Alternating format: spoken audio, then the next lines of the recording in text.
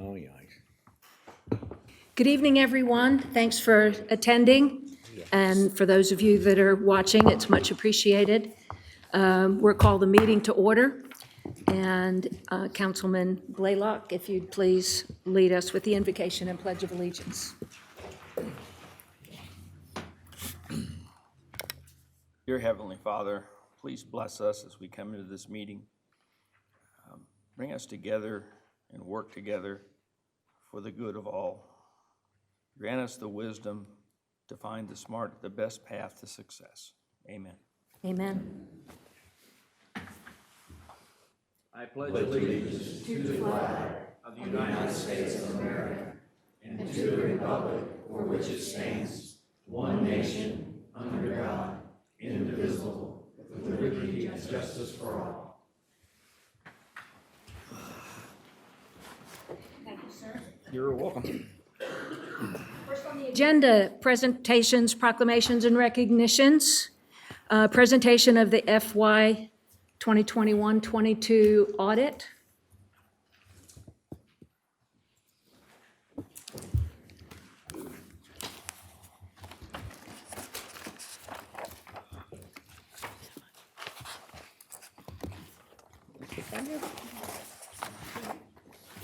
Thank you, sir. Thank you, sir. Thank you, David. Thank you, Dave.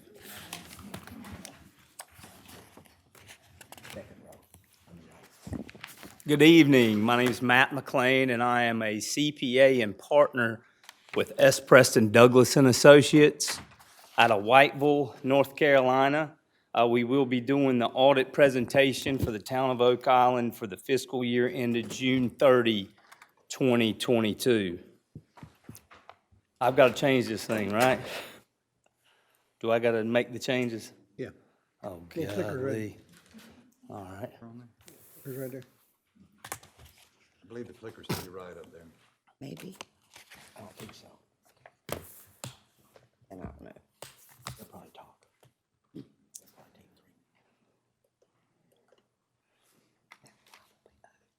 I think you can just scroll since it's a PDF and not a PowerPoint.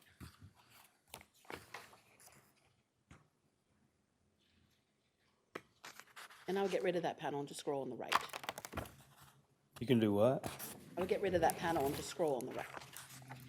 Technology. Anyway, thank you for allowing us once again to provide your audit services and for the continuing relationship with S. Preston Douglas and Associates. If you'll look here at the table of contents, and we'll start on page 4 with the independent auditor's report. Once again, the town of Oak Island received an unmodified opinion of the opinion you're looking to achieve when having your audit completed.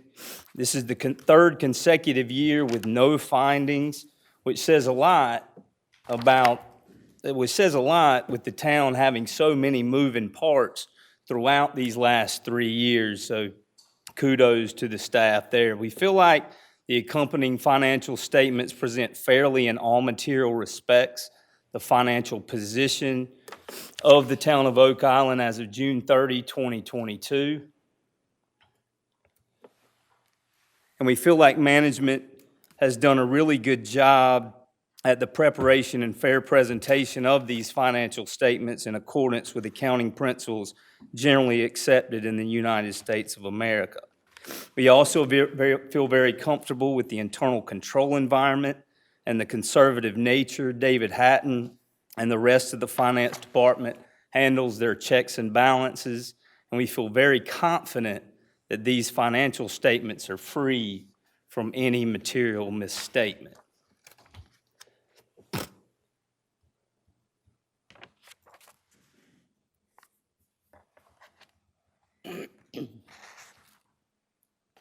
All right, so we're going to go to page 7, the management's discussion and analysis, and talk about some of the financial highlights for the year, the assets and deferred outflows of resources of the town of Oak Island exceeded its liabilities and deferred inflows of resources at the close of the fiscal year by almost $103 million. This is the net position, and the net position is the primary indicator of the economic health of a municipality. And at $103 million, I feel like the town is plenty economically healthy.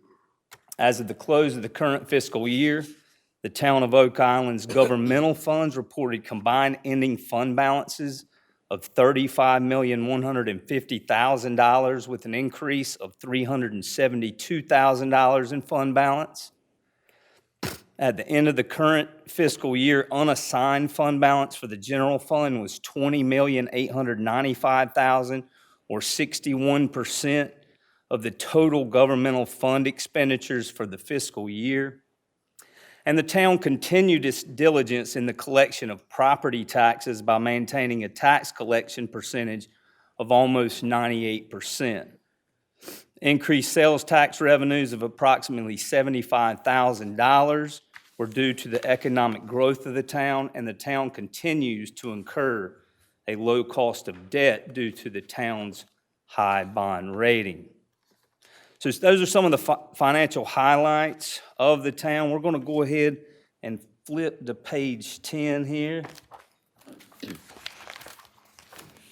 Dive into these numbers just a little bit. So if you look at the top of page 10,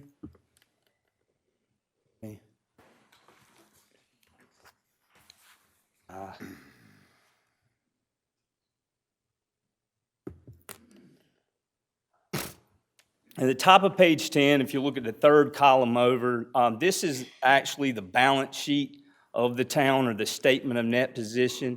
And you'll see total current assets of $66,673,000.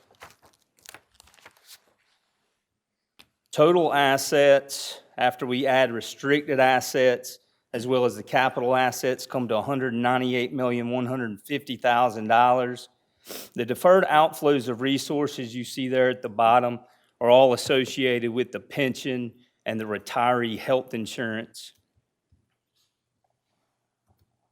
You know what?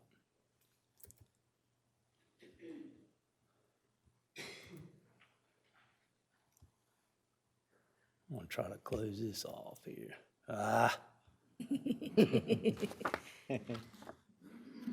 Y'all see that okay? Not really. There you go.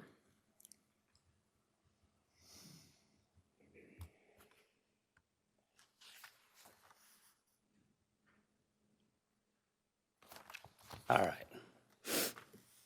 So we got $66,673,000 of current assets. Total assets are $198,151,000 after adding our capital assets and the restricted assets of the town. Mentioned deferred outflows.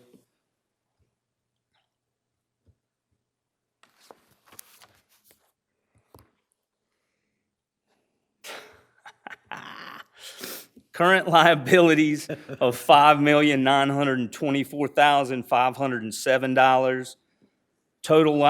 Add your long-term liabilities, leaves total liabilities at $95,304,000.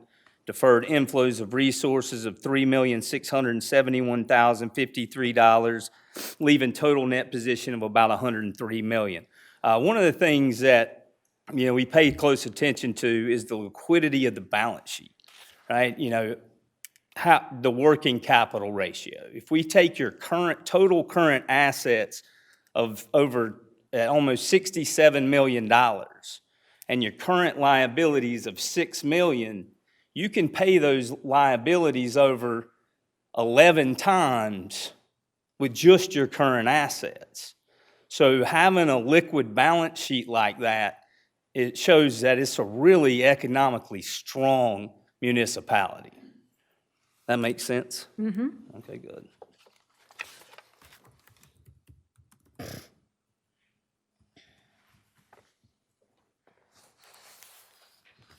This next statement is a little screwy, so it's basically the income statement of the town.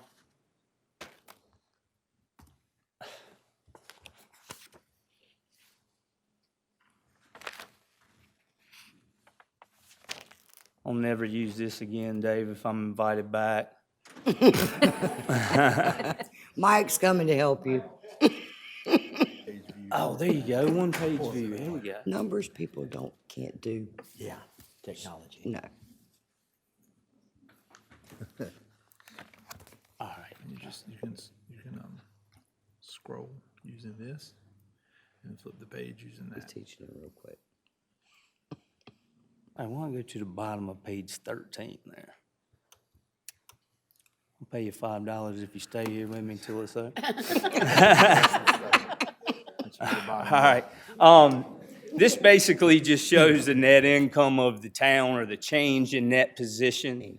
So it's the revenues minus the expenses in both the governmental activities and the business activities. And you'll see that first column there is actually the governmental activities.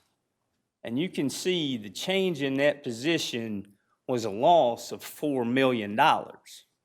But the reason why that was is because the town received so much grant revenue in the previous years and also issued special obligation bonds in the previous years.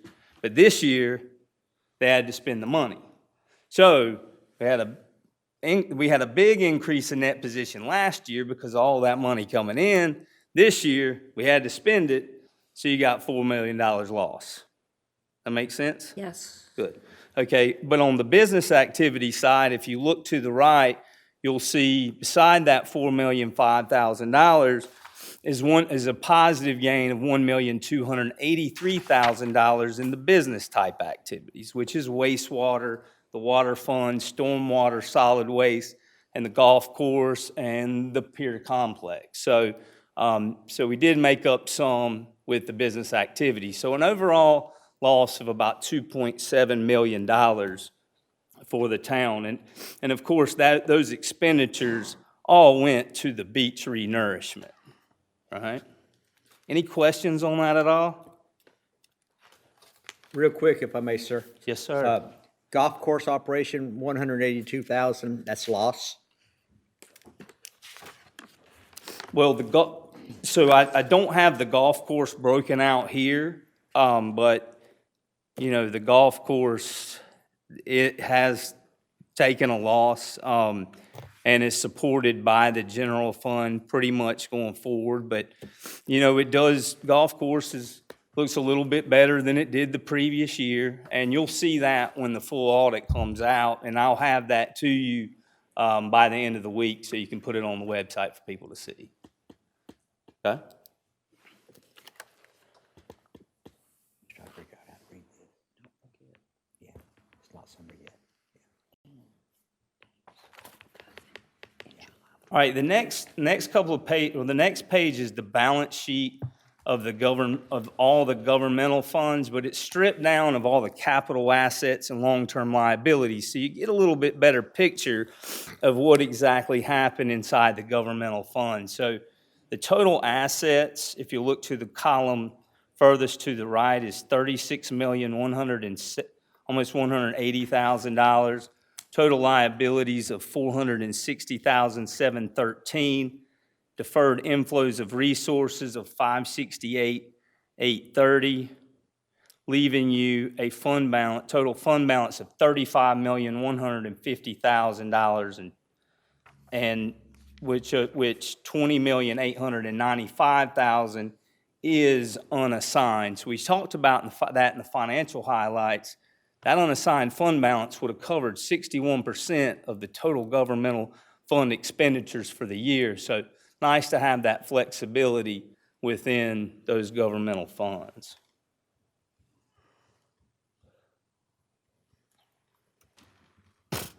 So we'll go to going to page 16, and you can see the income statement on the governmental funds. And you had $24,619,000 of revenues, $34,337,000 of expenditures, and other financing sources of $10,090,418, which of that was the special obligation bonds were issued for $10,055,000 that actually helped pay for those environmental protection expenses are the beach renourishment. So in the grand scheme of things, even though you saw a $4 million loss on that first statement, you see a gain here of $372,000 in those governmental funds.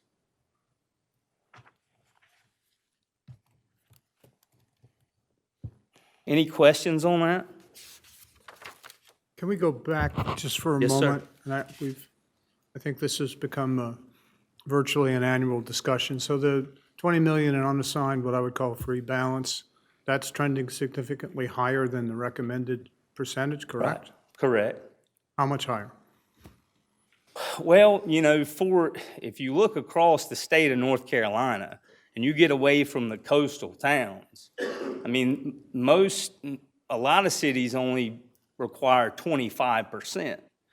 But the importance, as you've seen over the last several years with hurricane after hurricane, having that flexibility and in that unassigned fund balance to pay for some of those expenditures that may not be expected, I think it's pretty important, and I think that's.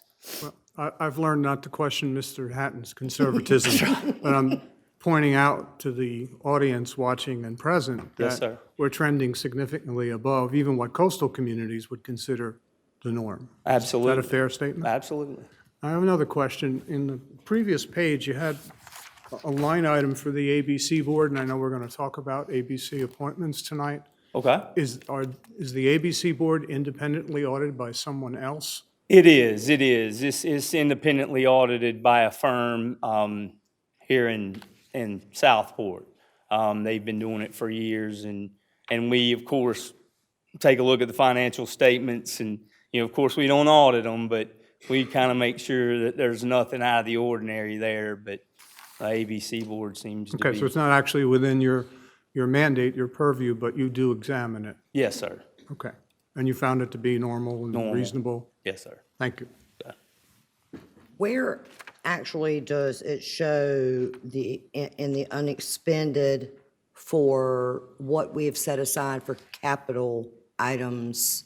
We have a capital reserve for vehicles and such. Is that included in this?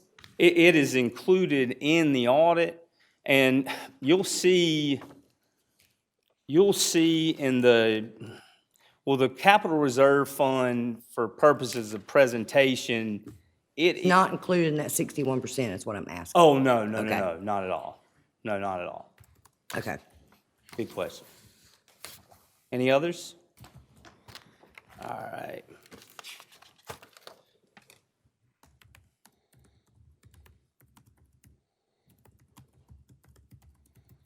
Bear with me, y'all don't fall asleep.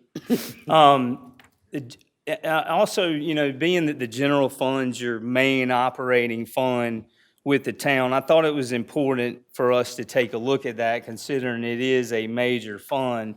And I won't go into it in too detail, but if you'll look at net change in fund balance, revenues minus expenditures, and what's left in your operating fund, or what the change in fund balance, you made over $4 million in the general fund for the year ended 6/30/22.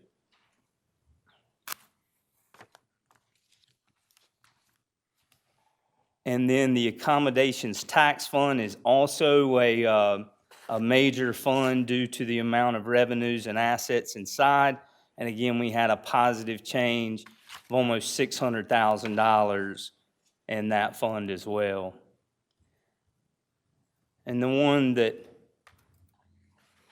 took the hit is, of course, the Beach Renourishment Fund, but it was designed to do what it's designed to do, and it's in good shape. But you got $20 million or almost $21 million in expenditures. But if you look at, there's the bonds that were issued and the transfers from other funds, and you had a negative change in fund balance of $4.36 million. And still, the fund balance at the end of the year is $4,341,000 in that fund.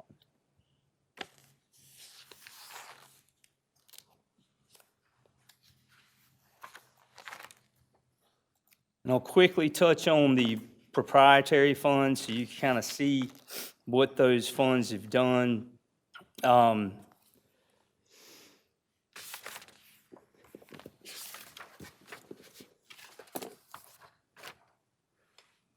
assets in the proprietary funds are $137 million. Deferred outflows of resources of $809,000.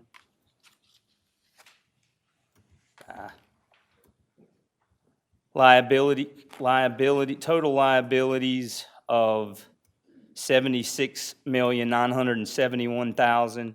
Deferred inflows of resources of $881,000. Leaving you net position in your business type funds of almost $60 million. And then on the change, you had $20,733,000 of revenues, expenditures of $17,457,000 and $2,121,000, leaving you a positive change in net position of $1,283,186.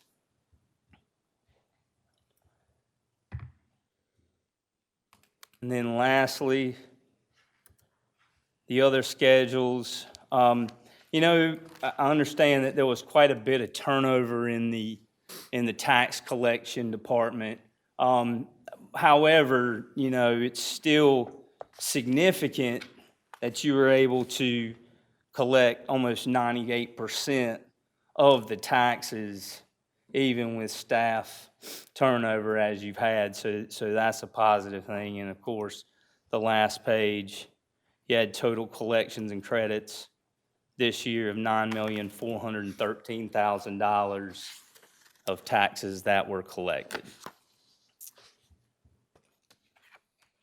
So that's the entertainment portion of your meeting this evening.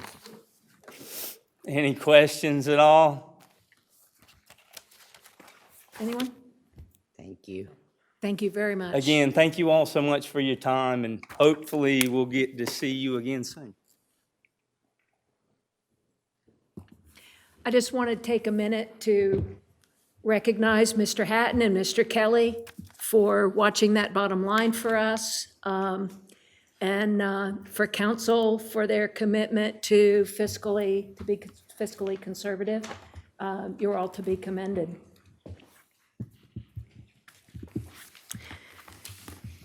Are there any adjustments to the agenda? Do I have excuse me? I'm sorry, did you want to add something to discuss priorities or requests to send to Representative Miller? Or, We want to put it here, or, you would put it under new business? yes? Yes. That's not a bad idea. Okay. Thank you very much. So if we could add the agenda item under new business, that would be, Lisa, make sure I get this right. It would be 6.7?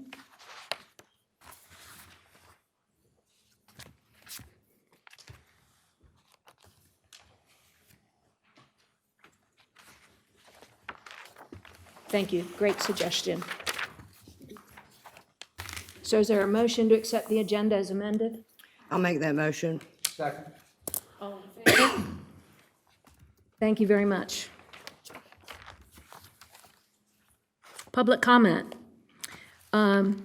If you would, please, state your name and your address before addressing council. If you've written comments, it's very helpful if, in fact, you submit those to Lisa Stites so she can record them accurately as part of the record. It's much appreciated. First, we have Dara Royal.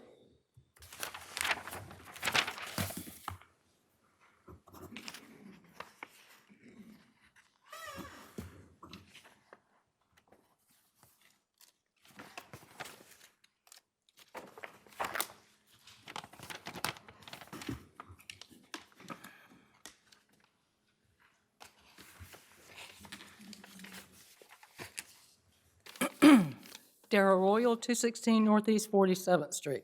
Good evening. I created a simple multiple choice user survey in Google Forms to gather feedback from permanent residents, second homeowners, and short-term rental property owners about significant aspects of any potential paid parking program. This survey was posted on my blog and shared with local Facebook groups. It was available from 8 p.m. Thanksgiving Day until 9 p.m. Cyber Monday.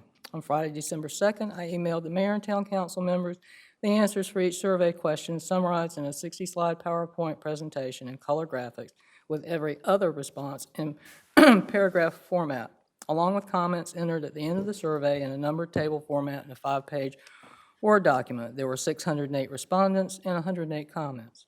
Since it appears you're poised to select a vendor to implement a paid parking program and work with them to develop a contract for approval in January, I want to share a few key survey results.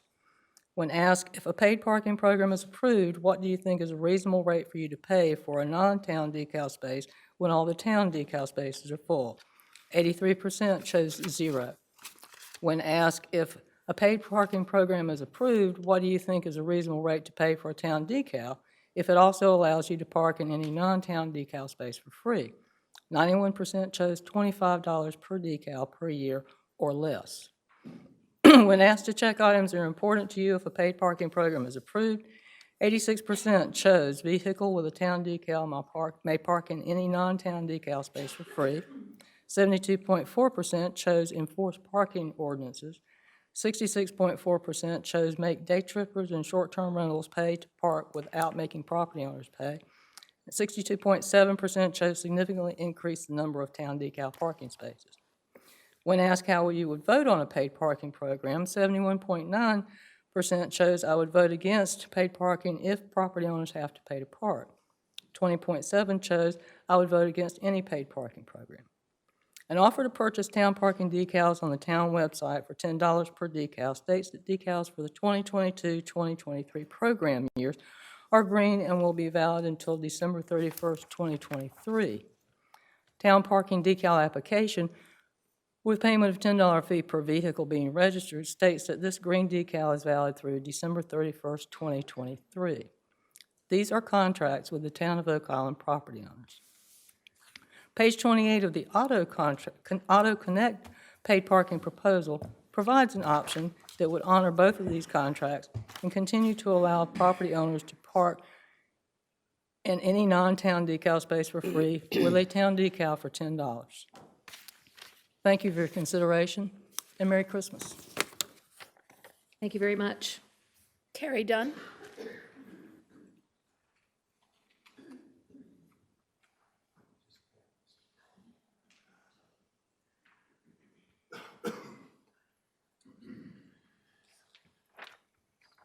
Hi, Terry Dunn, 2728 West Dolphin. We also own a house on 26 Northeast where our son lives, and we spend at least 1 or 2 nights a week there, so I'm very familiar with both sides of the island. And so I can speak probably for both. But however, I'm also speaking for my neighbors, Lisa Kitterman, 2726, Cynthia Chu, 2730, and Stephen Charlop, 3012 West Dolphin. Living by the beach, we're familiar with the chaos that starts on Saturday, Sunday, and especially holidays when parking by day trippers and renters is anywhere and everywhere. In fact, multiple times, Beach Road between Beach and Dolphin on 30th Street, you can't even get a truck down there, much less a first responder, because cars are parked on both sides of the street in the right-of-way, blocking the road. In addition to parking where you're supposed to park, people park pretty much on anybody's lawn they want. There's nothing we can do about it. Besides being a safety hazard, which everybody agree it is, try riding your bike on Beach Road. That's like a nightmare. You're going down the bike, you gotta watch out for trailer hitches, cars parked in the bike path, and you gotta dodge the cars driving down the street. We don't even ride on Beach Road in the summertime. We ride on Dolphin until you go down to the point, and that's pretty safe because there's not a lot of cars parked haphazardly down by on the route to the point once you get down past about 36th Street. In addition to being a safety hazard, we're leaving significant revenue on the table. I know everybody here says, I don't care about revenue. You're gonna care because this beach renourishment I don't believe we're going to collect enough money from new residents to pay for it. Plus, if you look at how many people are coming in here, 211, over by the Lowe's, there is no parking. You can't park after 10:30 on the weekend. And according to David Kelly's own research, Wrightsville, 1,600 spaces, $4.1 million profit last year. That's net, that goes right to the town bottom line. Carolina Beach, 1,500 parking spaces, $2 million. Holden, who I've done the math, and I'm fairly confident this number is going to be correct, 500 spaces will generate over $800,000. We are leaving, if you do the math, we're probably leaving between $2 and $3 million. And I agree with David Kelly. I've had multiple conversations with Tim Owens. He's the town manager of Wrightsville Beach, also was the town manager of Carolina. They have turned it into a profit center. We don't need to do that. Lastly, I'd like to thank the town council and the mayor for all the work they do. I don't always agree with them, but I really appreciate what they do, and I think we should give them a round of applause. Thank you. Thank you, Mr. Dunn. Rob Ferguson?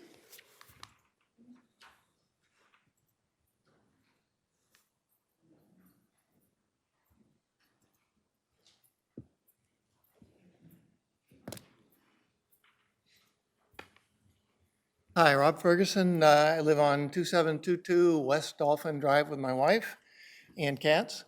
I'm probably not going to say anything that hasn't already been said before, so I haven't really prepared anything, but I just want to voice my stand that I'm for paid parking.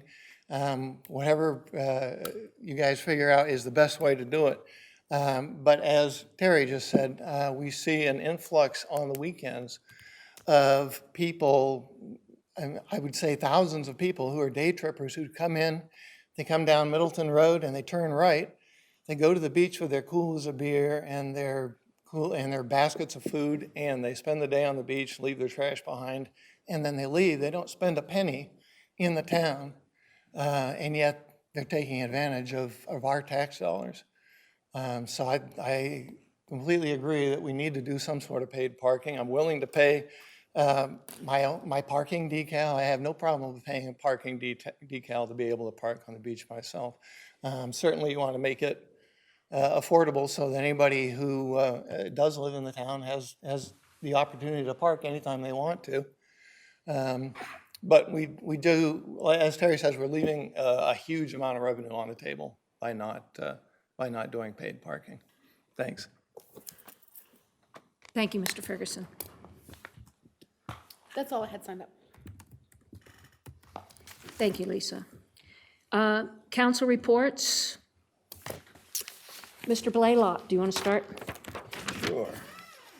First of all, I'd like to mention the parade, how well it was run, and thanks to all the people who helped put it together. It was the best one I've ever seen. That's a lot of work, too. It doesn't come off by itself like that. Want to compliment Mr. Kelly and the staff on all the hard work on this paid parking situation. It's not easy, as you all know. And I would like to ask one more thing of you as you go through your days here around the Christmas time. Would you please put in your thoughts and prayers of our military folks who are stationed overseas? This is I can testify to this. This is a tough time to be over there, and with everybody else saying Merry Christmas to you, that's tough. So thank you very much. I'm done. Thank you very much. Mr. Martin? Just real quickly, I think last month I mentioned that there was a Cape Fear RPO meeting coming up after our November meeting. So I did attend that meeting, and exciting news that came out of that is there was a presentation that was made by our local representative that the state now has a new reimbursement grant program. It's called the Carbon Reduction Program. So they went through that and provided us with details on how to apply. So I forwarded all of that to staff, along with some ideas on projects to look at. But it could be an opportunity for us to recover and be reimbursed for some significant expenses that we have planned in this fiscal year. This carbon reduction program accounts for numerous things, things like pedestrian accessibility and safety. It also covers upgrading to more energy efficient assets for the town. So we're not driving older equipment or technology, using older technology. We can upgrade and use more energy efficient items, and the grant could potentially cover those. So I'm excited for this carbon reduction program and where we might be able to leverage that. I know staff is already hard at work taking a look at it, so that was good news coming out of the RPO meeting last month. Thank you, and thank you for serving on that. It's much appreciated. Oh, no problem. Mr. Kraft? Two things. I want to call to everyone's attention, Clarissa Cope's group, Oak Island Angels. Last year, I don't know what they did this year, last year, they provided meals for 45 families at Thanksgiving. Provided Christmas for over 50 families. Around December 20th or so, I was walking out of Walmart, and she and two of her angels were pushing 3 bicycles out. I asked her what that was about, and she said they had an influx of a little bit more money, and they could buy 3 more bicycles for underprivileged kids. Saturday at Second Wind, from 5 to 9 p.m., they have an angel tree, and Oak Island Angels is taking up collections, contributions, donations.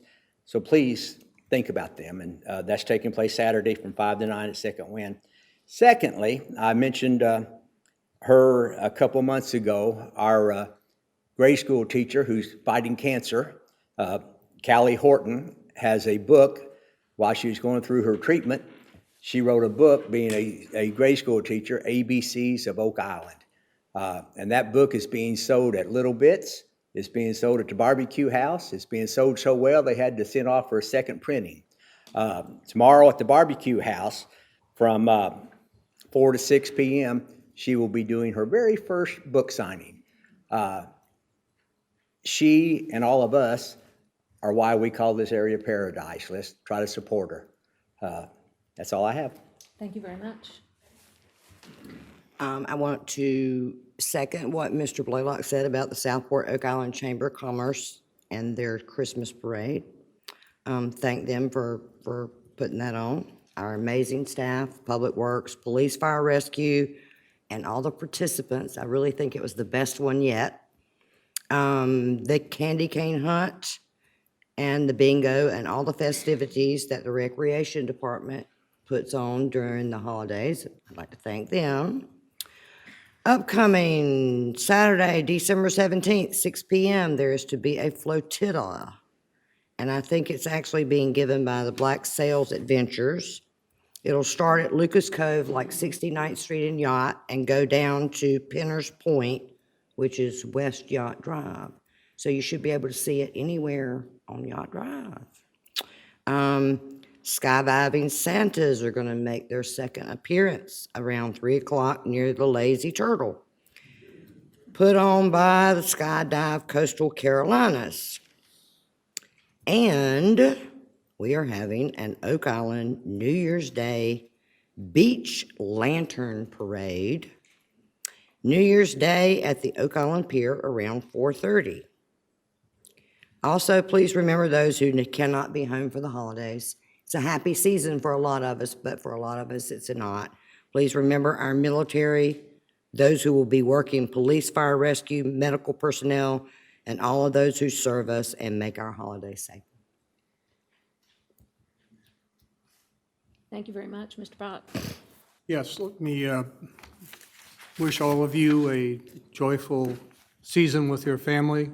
As you celebrated in your tradition, I will say Merry Christmas to you all. I too was struck by the extraordinary community outreach, the compassionate outreach that we experience all year long, but especially in this season, both public, private, individual groups, special causes. We are a responsive community that cares about our fellow citizens who may be less fortunate. And that is truly a distinguishing feature of our community, and I think my colleagues demonstrated the many things that are already in motion. I also want to salute all of the people who are doing things privately and are not publicizing it, but they are reaching out to neighbors, friends, and to strangers. Thank you very much. Excuse me, I have one thing to add. Ms. Bell was being very, she's really a major part of what goes on around here, and she's gone to the point where she is signed up to make the jump from the plane. So everybody show up and see. Sheila don't do heights. No. She's gonna kill me for that. Up, jumping out of a perfectly good airplane. Not happening. It's been a very busy month and year. As I think I passed the mark for the first year as your mayor as it comes to a close. The year has been a very productive one. It's been a very tall learning curve for me, and I know some of my colleagues who are serving for the first time. It's also been a year of personal and professional growth. As we look forward to the coming year, I just want to let you know that I meet monthly with local mayors from Boiling Springs, Bald Head Island, St. James, and Caswell and Southport to talk about issues that are of shared concern. And we very graciously help each other out and share experience and information and resources as well. I also want to let you know that as part of my learning curve, I've been accepted into a leadership program sponsored by the School of Government. It's a 4-month program. Part of it is online, and the other part is actually in Chapel Hill, and I'm very much looking forward to what I learn there about myself and about how to work with our council and our community and be able to benefit the town of Oak Island. But the most important part is I really want to thank our council for your efforts over the last 12 months. There's probably an unprecedented number of meetings in helping to shape the agenda as we move forward on your behalf. I appreciate your openness to having difficult conversations and your ability to come to achieve common ground on the public's behalf. I also want to thank our administration, without whom our council would not be able to function. I think they deserve a big round of applause, and each and every employee for the tireless efforts that they put forward on a day-to-day basis to make sure that our town not only functions adequately, but exceeds expectations in so many areas. As well as the committees, who are all volunteers, our committees and our boards, who spend a great deal of their time in helping council and support of council and moving our shared agenda forward. But more importantly, I want to thank you, the citizens who are our lifeblood of our community and all that you contribute to helping our community be what it is. It's really a humbling experience and a great privilege to serve you as your mayor. And the tolerance that you exhibit for, as we exhibit or explore new ideas that will bring benefit to the community in the future. So whether you celebrate Christmas or Hanukkah or Kwanzaa or some other event, I want to wish you and your family a blessed and joyful holiday season and a very happy and healthy, prosperous new year. So that's my report for today. With that, we move to the consent agenda and the approval of minutes. Make a motion to approve the minutes as presented, Madam Mayor. Is there a second? Second. All in favor? Thank you very much, unanimous. Committee appointments. Ms. Stites, there's one candidate, Mr. Jeff Flom, is it pronounced? His application is in the packet. Do we have ballots? Yes, ma'am, they're at everybody's chairs. Excellent. Okay, there you go. Thanks, Dave. Here. Please remember to sign your ballots. I already chunked it down that way. Got to sign it, did you say? Oh, Yes, okay. sir. Are they all signed? Put your name, there you go. Did you sign it? David, Mr. Blaylock needs to sign his. Nobody signed. Oh, no one signed it? Well, they all, well, Those are all signed. Okay. Whatever. Thank you, Mayor, for I'll get pointing them that signed out. at the break. If you'd sign them at the break, please, Yes. if you haven't already. Screwed up. I mean, it's unanimous in favor. All 5 votes for Mr. Flom. sign for who? I'm sorry? That's a joke, never. So is Mr. Flom here tonight? All right, well, congratulations to Mr. Flom for his appointment to the ABC Board. Administrative reports. Mr. Kelly. Would we like some clarification about the ABC board? I think that's in order, Mr. Kelly. That's an excellent suggestion. Sure. Mr. Eads? Well, I think as that was mentioned earlier tonight, the ABC Board operates as its distinct own corporate entity by the North Carolina General Statutes, Chapter 18B, Section 700, subsection B, is the extent of the town's involvement. For a town board, the board members appoint the members to the local ABC Board. In their capacity as a local ABC board under Chapter 18B, subsection 701, subsection 10, one of the enumerated powers of an ABC board is to buy and lease property as it deems appropriate to carry out the operations of the ABC system, such as building a ABC building. That's not a town function other than we appoint, not we, the governing body, appoints the members to that board. And I'll be happy to answer any additional questions you may have, or at least try to. Any questions for Mr. Eads? No, thank you for the clarification, Counsel. Yes, sir. As evidently there was some confusion in the public mind as to how this actually works. So, thank you. Thank you for that prompt. Okay, back to administrative reports. Yes, Mr. ma'am. Kelly. Thank you very much. If you haven't rode by the skate park and seen the construction going on, please do. They are making progress on that, and it's starting to take shape. The leaf truck has arrived. It'll be in service first week in January.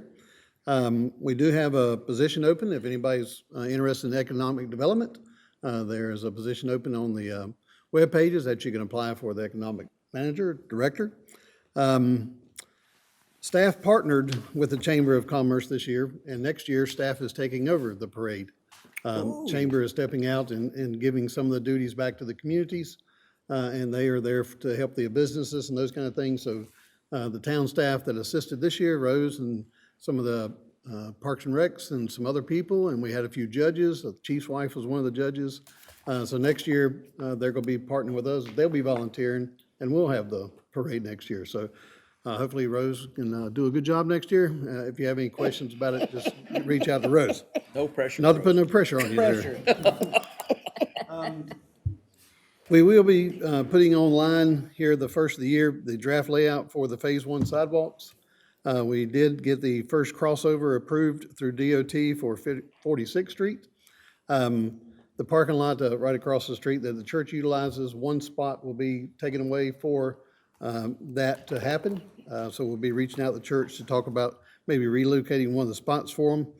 We also have a third-party company coming in from DOT to do vehicle counts for 40th Street, 79th Street, and Barbie Boulevard. They'll come in when the season starts. They'll come in on a Saturday, count cars in those areas, so then we can qualify for crossovers in those areas as well. So we will start working those into the Phase 2 of the sidewalk project, or they may be a standalone project if we can get those permitted first. So that is something else we're looking at. Mr. Kelly, is that on Oak Island Drive or on, Oak Island Drive. okay, Yes, thank you. ma'am. All these are on Oak Island Drive. The other one we have is at 51st Street and 58th Street where the red lights are. There'll be signalized crossovers and a third party. We should be getting ready to hire, or DOT hires a third party for us to start that investigation as well, so we can get those permitted also. So we Excellent. are making progress. It is slow, but we are making some progress. The rest of my report will be during the recreation part of the year. Heather will be here to talk about that. She's hiding back there somewhere. There she is. There she is. That's all my report is, ma'am. Excellent, thank you very much. Any questions for Mr. Kelly? The, No questions, Madam Mayor, but a suggestion. I know there's been some public frustration about progress on sidewalks and crosswalks, and it sounds as if we are working diligently to move that forward, and I just want to encourage you to publicize that on our website and to make it a specific emphasis. It's one of, as you know, it's one of council's adopted 3 primary goals for this year is public safety, and we still have a ways to go to get where we need to be in terms of crosswalks and safety. Yes, sir. Mr. Kelly, I apologize, I didn't prep you for this, but is there anything you can share about what's required to get crosswalks on Ocean Drive? In the Yopon area, we can probably put those in with the reflectors and do probably our own count, get the police to put the machine down there and do a traffic count if we had a location. If we wanted to put one looking at Barbie, we really don't have the same vehicle travel in that area as we do down Beach Drive. The Beach Drive is a state road, so we'd still have to go through them. We had one approved last year for the Cabana area, and we're relocating that this summer, so it will be down the street just a little bit more. They also have a permit for our handicap parking that we're redoing at the Cabana. So all those things will line up with the existing parking lot. There'll be a sidewalk. Right now, people have been crossing right there at the intersection, but they will go down 55 feet to where the sidewalk is and matches up with the parking lot. And that's where the new sidewalk will be to come over to that. Middleton, we've talked to them about putting it at Middleton. They refused that one just because the traffic flow, and it's just one stop. If we wanted to do a 3-way stop or something there, but then we'd have to look at traffic congestion, backing things up. And so it'd be the same process that we're having to go through now. It'd be a traffic count. But it is some areas that if council selects some areas here soon, we can ask for the study to be done at the same time they're doing the others. Excellent. Thank you very much. That's very good news. Shifting to old business, consideration of proposals for paid parking management. Mr. Bach. Did council have a report? We have some things to discuss in closed session. Other than Merry Christmas, I don't have a report for open session. Oh, I'm sorry. Mr. Eads, my apologies. Merry Christmas is my open session report. Merry Christmas, actually. The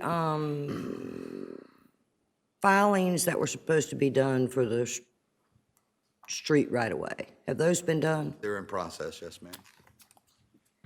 Okay.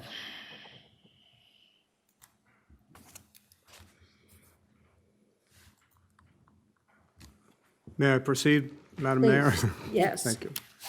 So with the assent of council, I have a brief statement, and then I'm prepared to put a motion on the floor. As most of you know, we have reached the penultimate point in a long and complex process, the requests for proposals. Over 2 months ago, we set out to solve the parking problem using the contour framework as a guideline. It provided initial goal structure, it provided data points, it provided a timeline. And even as useful as it was incomplete because there are many crevices and cracks and singular issues that have to be dealt with. Through that process, our goals have remained the same: public safety, preservation of property, read enrichment of lifestyle at the beachfront, and the creation of a revenue stream. By design, we solicited public feedback. And thank you. We've received an enormous amount of public feedback and some very useful ideas that we're going to continue to consider. And we still maintain that there should be a revenue stream which reduces the strain, the burden, if you will, on the taxpayer. This council has never wavered from the belief that we can find a solution to parking that delivers long-term value to our citizens. And we believe it is worth the effort to continue to investigate in a very serious way that solution. And there is, on this council, I believe, a strong consensus to explore further in contract negotiations and discussion with AutoConnect. The parameters of that would be a parking management solution that permits residents to park free in all 1,200 of the spaces without additional cost, and which manages traffic through vigorous enforcement, and which creates a revenue stream. And we commit, as we have done so previously, to continue to refine our thinking and to refine the contract, and we reserve the right to adjust it as we go forward. I will say that Otto presents sophisticated, easy-to-use technology. They offer us the ability to install a system without an upfront cost. They have a flat fee structure, all of which we think is worth investigating further. So with that introduction, I'll make this motion.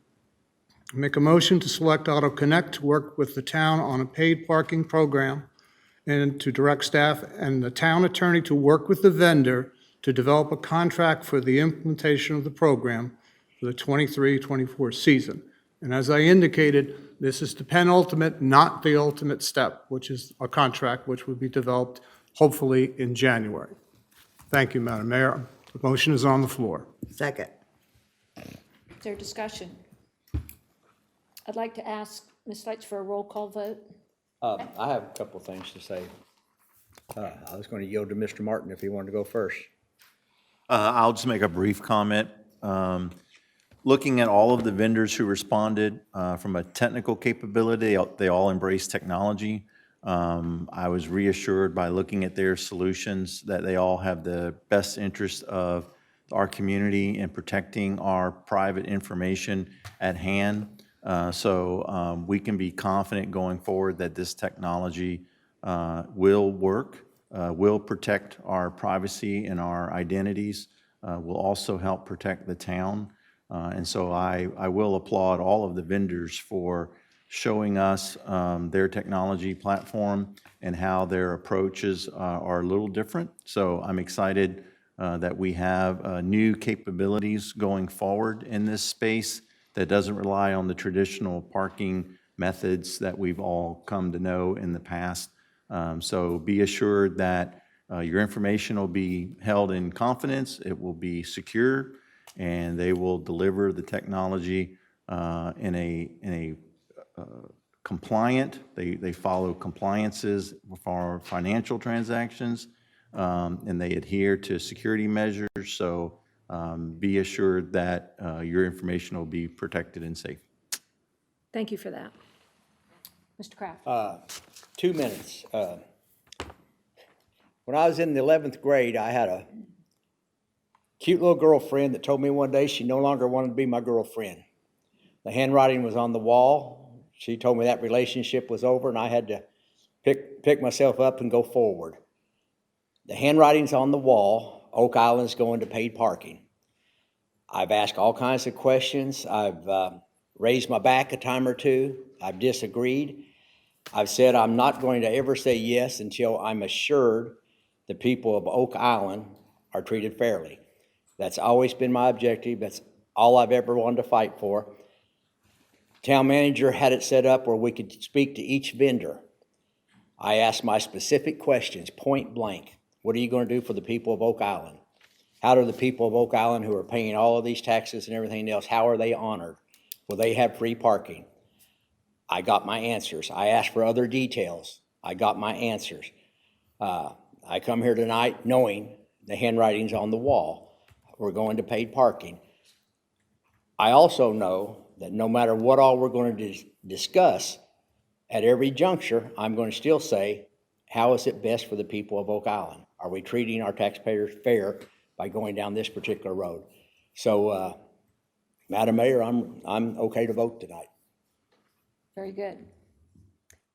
Ms. Stites, are there any other comments before we vote?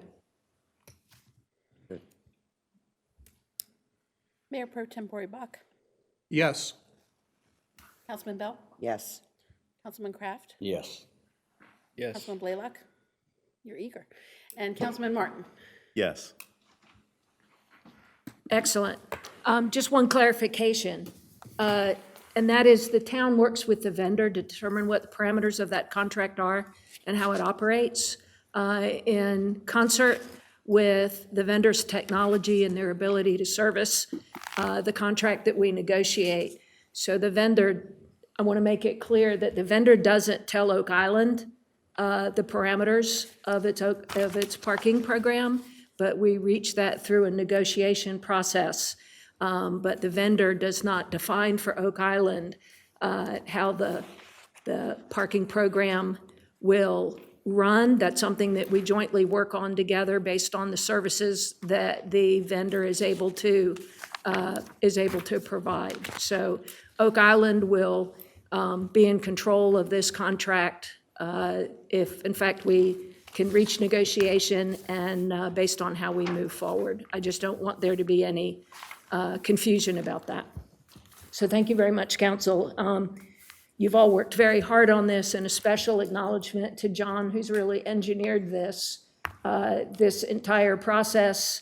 As we work through and get through in January will be something in the neighborhood of 7 or 8 months long. So it's been thoughtful, it's been methodical.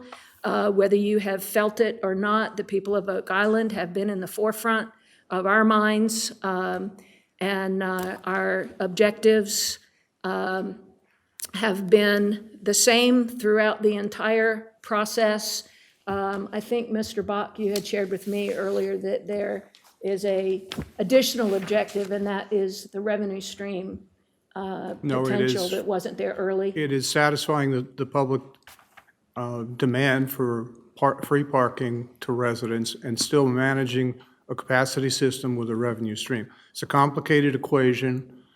I stress penultimate because until the negotiations are finished and successfully done so, we're continuing to investigate until there's a signed contract and we have proof of concept. So there's a lot of work to be done, but this is a significant step forward, very significant. Thank you very much. And thank you, council. Just to clarify, the award is contingent upon the successful negotiation of a contract. Absolutely. Thank you. Thank you for that, Ms. Reeds. Thank you, Mayor.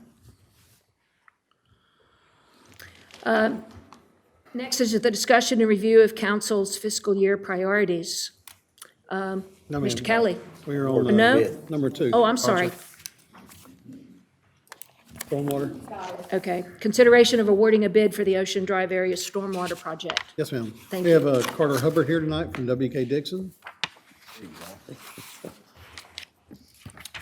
Madam Mayor, Council, appreciate the opportunity to come to you tonight with what I believe is good news. For this Ocean Drive 801 Event Center area and the stormwater challenges that are faced there, we have a solution. The project has been discussed with you in the past. We've made presentations for a study with alternatives analysis. We were able to provide a design with permits and have been able to bid the project. I get to report tonight that we bid the project in November 3rd. We had one bidder, so we had to return the bids. We needed at least 3 bids or to rebid. So we did that, and we received bids again on November 11th. Again, we had one bidder, but you were fortunate enough that we have a local contractor or somebody who's very familiar with the town, with Hickman Utilities. The prices came in below the engineer's opinion of probable cost. And so we recommend that the town award the project. We have checked, and we do feel that it's a responsive bid. and that have met all the bidding requirements. And just to go back a bit, left out the part of what the project really involves, and it involves some improvements right at the 801 center with some permeable pavement, with some stormwater drainage, as well as along that whole block there with some improvements to the road with some drainage that leads to a pump station and a dune infiltration system. And so what this project will do is relieve some of the problems right there at the building and also in the road. It'll allow, after a storm event, for that water to be drawn down and put back into use faster. And with the proper approvals and with this process, contractor can get started in the beginning of the year, pending the board's decision. Excellent. Thank you for that report. Are there any questions? Council? The pump station, is that like a block away from the 801 center? Where will the water be? It's over by the carried to? beach access. It's right, what we do is we use the gravity drainage to get the water to flow away from the flood-prone area with surface drain pipes like I'm sure you're familiar with. And then the pump station literally just moves that water right over the dunes. We were able to add some sand on top of the dune infiltration system so that you won't know really it's even there. And the pump station is not like your typical pump station. It has an electrical panel, but besides that, it's not as large or as much structure. Just for clarification, is this a drainage system that's going to be into the dunes, or is it going into the ocean? It goes into the dunes, the secondary dune system with vegetated cover. So one of the sites that we like to use as an example is Caswell Beach over by the lighthouse, where it's underneath the dunes, underneath the grass, and it's able to be maintained, but it's utilizing the porosity and the permeability of the dunes to put that water. It's above the seasonal high water table. It's in the dune structure at a site, and it drains out to really just move the stormwater from one place to another, but it gives it a good and clean way to get it into the ground. Excellent. And will this be done before the season is upon us? Should be. They have to get materials, and, with projects these days, the reason I say you're so fortunate is because you have a good contractor, and the sooner you can get materials, the better, the way things are these days, and with just the labor and the time it takes to get things done, the sooner you get started, the better. I don't know exactly what their time frame is going to be for this project, but we'll be involved with the town staff to try to get the project done as quickly as possible. Excellent. Are there additional questions? I'll make the motion, Madam Mayor. Make a motion to award the bid for the Ocean Drive Area Stormwater Project to Hickam Utilities in the amount of $400,066,568 and 58 cents. Second? Second. All in favor? Thank you very much. It's unanimous.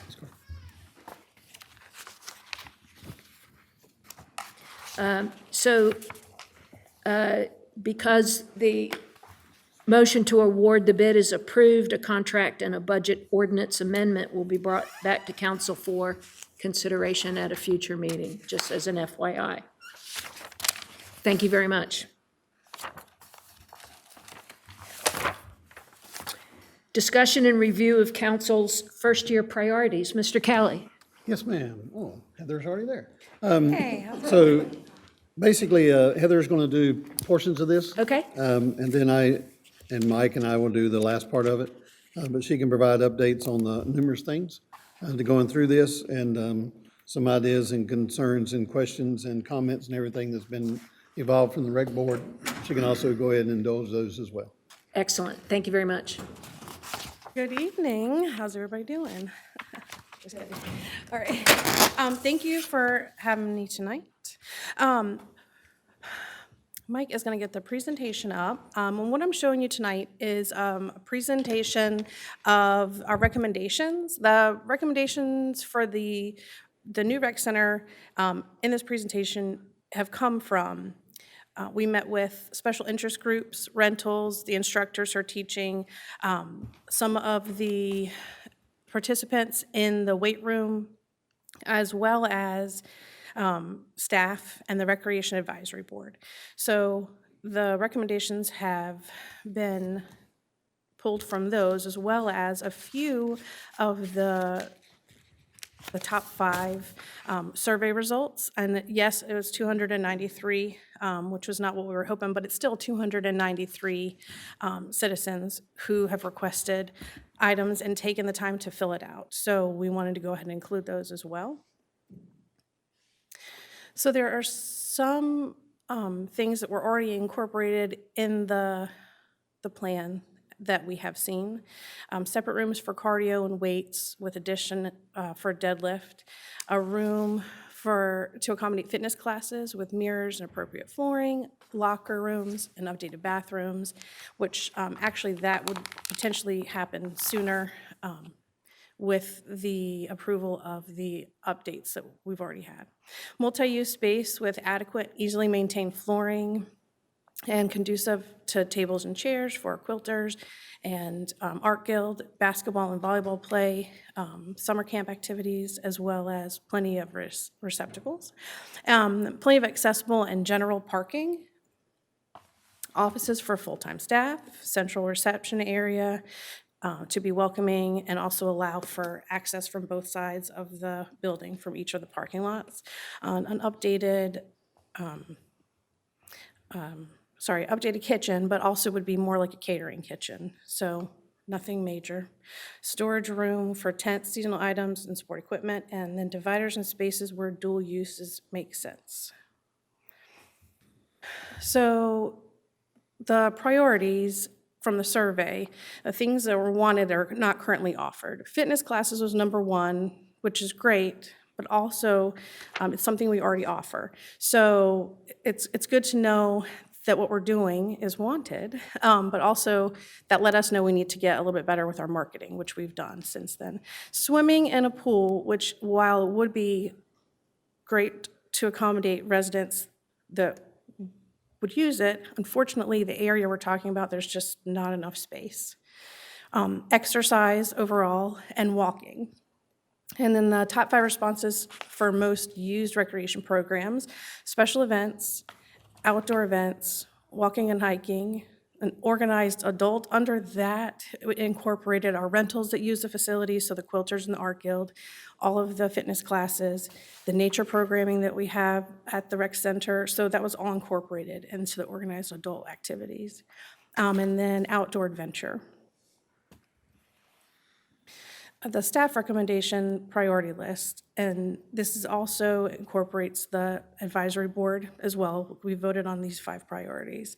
So these are the things that we'd like to see that aren't currently included in the plans we've discussed. Storage for beach chairs, the beach wheelchairs that we have, pre-wired for sound and audio in the large multi-use area. The current kitchenette turned into a small meeting room, and a stage area, and then walking track above the gym. So this is the current plan you have already seen, but it's something that we've shown, and then now it's come back to us. And at this point, we felt like the best route to take to address the priorities list would be to come up with a list of needs, which was requested in the priorities list. And then hopefully from there, we'll be able to figure out a good plan. But this is what we have so far. So when I'm talking about the Rec Advisory Board recommendations, one thing that we were able to do was take a tour of facilities in the area. And I just am going to share a few photos of those and why we visited them. We went to the Brunswick Center in Charlotte. It's a It's a BSRI facility. It's not a local municipality facility. And I actually have found out that it was a light showroom. Some of you might know that, or like light fixture showroom. And then they purchased it and renovated it. One of the reasons we went to this facility specifically is because they have multi-use areas, and specifically the flooring is appropriate for each use that they have. So on the left-hand side, that's a dance fitness room. On the right-hand side, it's an entrance area. They also had voting there when we went on our tour. They have rentals. This is set up for a church that they rent to on Sunday morning. And then we wanted to show you the outside, because one of the things that has been mentioned is that the outside needs to be kind of a showstopper. So obviously, you would notice that. You've probably seen that driving down 17, Highway 17. So that is the first place we visited. The second place we visited was the Leland Cultural Arts Center. We had a few reasons for wanting to visit that. It's one of the most recent buildings that we could visit, recently renovated, built. And again, they have multi-uses. The area on the left is their dance/fitness room. You can see the mirrors and the different flooring. The area on the right is set up for an art class, a painting and drawing class. Here, the area on the left, it's similar to the drawing art room, but the flooring's different, and they have different facilities inside. That is for pottery. So they have a kiln, and then the area on the right is, you can't really tell, but it's a permanent stage. And then there's audiovisual equipment there. This is the front. Again, we thought it was a good showstopper type design to look at. Carolina Beach Recreation Center. We visited this area because it's kind of landlocked, as we are. And it actually was a police station, and that was renovated and added on to. So what you see on the left is the cardio room, and on the right, it's the weight room. It's completely separate. They're actually on two different levels. So, I'm sorry, that's not true. Sorry, one is in front of the gym and one is behind the gym. Their fitness room is on the second level. But that's very similar to what we're looking at accomplishing. This is the fitness room that I'm talking about. It's just two different views. And they actually have stored their fitness equipment for their classes in the room, as you can see, which is another thing that had been mentioned. When we were talking about having a fitness room, we need to have storage as well. This is their basketball court. The flooring is like a sport court, so it's soft. It can accommodate tables and chairs, as well as play, and they have it in tiles, so it should be easier to maintain and then also easier to replace if needed. Obviously, this is an enormous gym, but it's still, it might not fit our needs, but it's still a good base to look at. And then they incorporated local artists, and I liked their storage options that they incorporated, and having a set display area. Right now, we are able to display our programs, but we have to create that space, and it does kind of eat into the area and walking. So I liked how they had a set-aside place for that.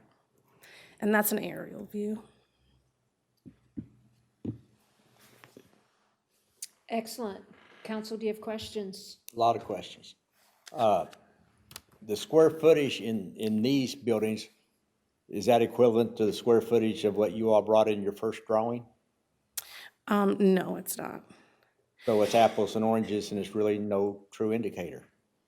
True. So, and again, we were going to look at different elements and to kind of see if we were on the mark, like the separate exercise and like fitness and weight rooms, the flooring. So we were looking at different elements. And I thought in October, we had talked about bringing back 3 examples of 3 drawings. Is that not on the agenda today? No. So when we met yesterday, you attended the meeting. Yeah. And it was discussed that we need to have more direction of what we actually want, instead of us having the advisory board spinning their wheels, trying to figure out what they would like, staff spinning wheels to bring something back to you, and council spinning their wheels and we not knowing what you would like. So at some point, we need to lay things out. We know what we presented 2 months ago was not adequate. $3 million that we presented in the square boxes that we had and the square rooms and all these kind of things, we looked at it and said, no, we need to look at it. The engineer and architect did do some drawings on the front. We didn't bring those forward yet because it leaves a lot to be desired. Talking with the rec board, they wanted to have the central location instead of putting it in the front. So how much money do we want to spend on the facelift on the front when we're bringing the reception area into the middle? What's the square footage that we would like to do? Is there dollar numbers that we would like? Does council want to look at having, do you even want a gym or do you want a stage? Or there's got to be some input on both sides for us to be able to work together. And the mayor had sort of talked to the board yesterday as well about maybe presenting a plan to sort of put some of y'all all together, staff, them, and council, to start trying to come to some kind of conclusion on what we do want. Because right now, we're not making any progress. Exactly. We're just sitting here, as you heard, and it's not the blame of the rec board. It's No, not the that's what blame I was of- trying to get to. I was trying to open that can of worms so we could address that. Yes, I was there yesterday and realized that as hard as the advisory board works, nobody's told them what their expectations need to be or what direction to go. So you're just trying to come up with stuff and hoping that somebody will accept it. And then yesterday, you all discussed possibly setting up a committee to really dig into it and go hard and heavy and come up with the alternatives. Yes, sir. So I was hoping that that's going to get laid on the table tonight. I'll lay it if we need to, unless you had other things you wanted to say. No, I mean, that's what was discussed, as you know, the other night. Yeah. So those are things that council would come back to us with, but I think we should set up a committee with a couple people from the rec department, Heather and someone from the advisory board. And then, as we discussed yesterday, someone from the fire department to tell us how much clearance needs to be, besides the different weight equipment and what have you. So put out for 2 or 3 people that teach dance or whatever, put out for 2 or 3 other people to see if they want to join a committee with a couple of council members and the mayor and Heather and one of her advisory people. So that's where I'd like to see this go. I think the committee, from committees past, we need to make sure that we don't have too many people on it, because then nobody can make a conclusion at that point either. I think staff can work with whomever that it comes out of this, but it needs to be something from council, some kind of direction on what council would like for this to be as well. Is there a dollar number that they can start to look at? 3 million wasn't the right number. Do we want to look at doing phase 1, do the bathrooms and bring them into compliance while we're working on this? So there's other things that needs to run sort of parallel so we can keep moving.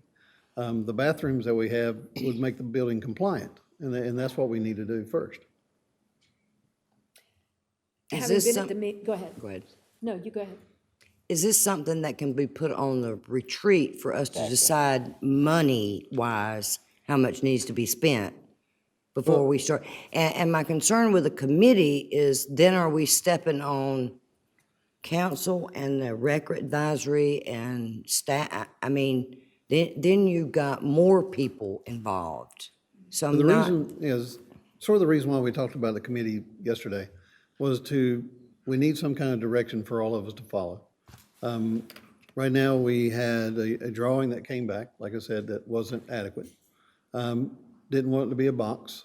We need to go to development services, and Matt to come back and say, what is the parameters that we can build? How big a building can we build? We need to look at parking that's gonna be available. We need to look at several things just to come down to just to get us a scope of work that then we can start to work with. But once we get those things, I mean, Heather and them met with the quilters. They told us receptacles, make sure we have plenty of those. We found out that you need 6 square feet for yoga. And then we needed to start looking at the equipment that we want to do. Councilman Martin said, we're not just buying the building, we're putting new equipment, we're putting new chairs, we're putting new tables. There's all kinds of things that come that is a dollar value. So do we spend X numbers on the building and X numbers on material? Or do we take some of the old equipment that got duct tape on it and bring it to the new facility? I mean, we're not wanting to do that. So it's things that we have to look at as a whole to bring something forward. Well, I think we need to go back to the beginning here. I share Councilwoman Bell's concern about having too many voices, too many people trying to plan something, too many people promoting certain agendas. I mean, council owns this. This is a council goal. So we should set the broad template of cost, space, and leave utilization to the people who are expert in it. And if we're going to have a committee, having had some experiences with committees, I would call it a task force, and I would keep it lean, and I would empower it to take forward council's vision, right? And so the first question here is the previous submission, how can I say this politely, didn't have any vision at all. It was a build-on, it was limited, it old into new building, it was one story, it didn't have enough capacity, it didn't meet any requirement. Aesthetically, it was a disaster. So we should consider whether or not, if we're serious here, we're going to knock this building down and build a brand-new one. That's one question. If we're not, if we're rehabbing it, then how far are we willing to go in terms of spending dollars on a rehab? How many of these special uses are we going to put into this building? Fitness, art, dance, storage, weight rooms, cardio, where does black box theater, where does it end? And I think you're right. We need to set the parameters, set the basic cost structure.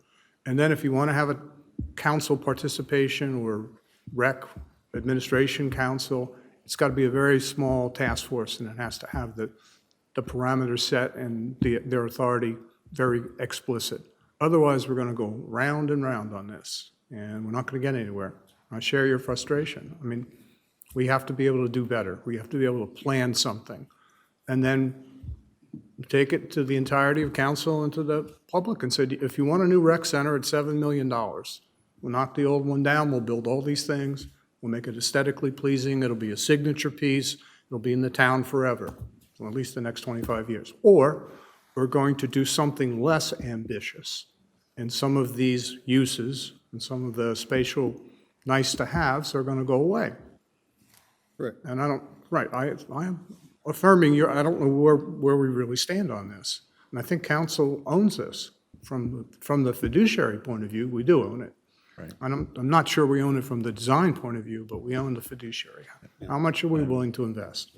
Yeah, I'm in agreement with Councilman Bach, and I would add to that a level of disappointment in the survey responses. We really didn't get what I felt like was a population size that represented the community, so I have concerns about that. If there's time to run it again or leave it open or whatever the tactics we can do, I'd love to see more input from the community. I was shocked to see that, one of the items that keeps coming up from the community is outdoor activities, and yet we're sitting here talking about building a building. It sounds like a building doesn't offer outdoor activities.